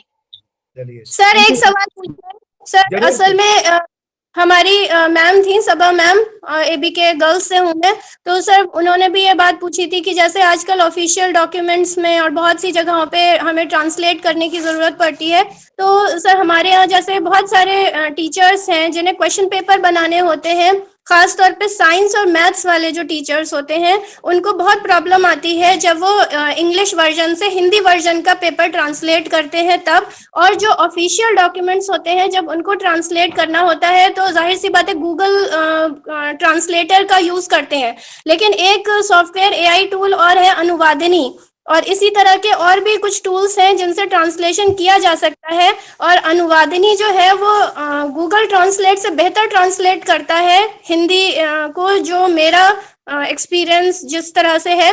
तो सर मैं ये कहना चाहती हूँ कि क्या कोई ऐसी वर्कशॉप या कोई ऐसा training program department of Hindi से ऑर्गेनाइज किया जा सकता है जिससे हमारे टीचर्स और ऑफिस स्टाफ फायदा उठा सकें और अनुवादिनी को यूज करने का सही तरीका जान सकें। मैं बस इतना ही मैं कह सकता हूँ कि आप कभी भी अगर अपने विद्यालय में बुलाएंगे तो मैं आ जाऊंगा, कोई दिक्कत नहीं है, और आप कभी कोई वर्कशॉप करेंगे तो मैं आने के लिए तैयार हूँ। आप कहीं भी बुलाएंगे और कुछ भी बता सका तो ठीक है, लेकिन अनुवादिनी से अच्छा है कि भाषिनी, भाषिनी, अनुवादिनी या गूगल ट्रांसलेशन, या आप पूछना चाह रही थी कि इस तरह के टूल्स का ज्ञान होना बहुत जरूरी है अगर हमें हिंदी में ट्रांसलेट करना है चीजों को। आप ट्रांसलेट करने के बाद उसको मैनुअल जरूर चेक करिए, वरना ये गलती होगी, चाहे भाषिनी हो, चाहे अनुवादिनी हो या गूगल हो। ट्रांसलेशन में पूरी तरह भरोसा नहीं किया जा सकता, आप उसे चेक जरूर करें। हालांकि साइंस और सोशल साइंस में इतना ज्यादा अंतर नहीं है, मैथ्स में और फिजिक्स केमिस्ट्री में तो अच्छा ट्रांसलेशन हो जाएगा। ज्यादातर लैंग्वेजेस की जो चीजें हैं उनमें दिक्कत आती है, तो उसको जरूर चेक करें आप। हो सकता है सोशल साइंस के भी कुछ सब्जेक्ट ऐसे हो जो करेक्टली ट्रांसलेट ना होते हो, लेकिन भाषिनी के साथ साथ अनुवादिनी दोनों अच्छे टूल है, मैंने देखा है। तो AI सपोर्ट करता है उनको और सही है वो। तो जी सर, मैं इंशाल्लाह कोशिश करूंगी कि आपको अपने, मैं डॉक्टर सबा ABK गर्ल्स से हेड मिस्ट्रेस, मैं आपको बुलाऊंगी जरा, ताकि थोड़ा सा मेरे टीचर, मेरे जो स्टाफ है वो थोड़ा सा हिंदी में जरा थोड़ा सा वेलवर्स हो जाए। आप बुलाइए, हमारे अपने ही स्कूल है सारे MU के, हम इसीलिए हैं, जब भी आप बुलाएंगे हम उपस्थित होंगे।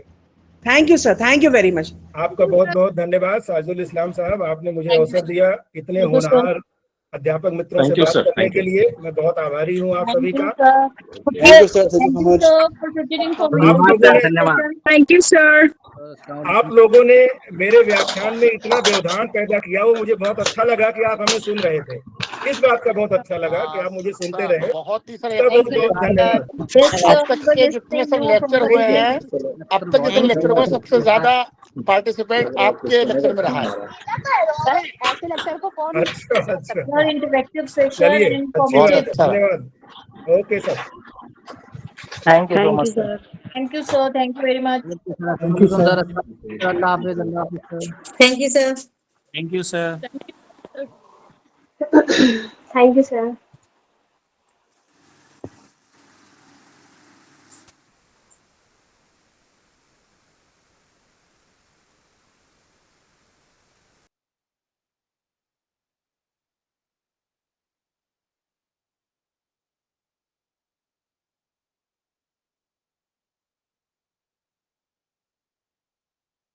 Thank you sir.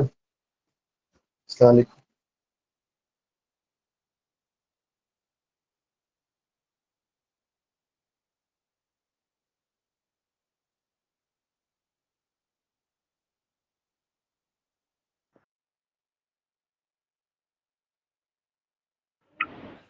Thank you, sir. Thank you, sir.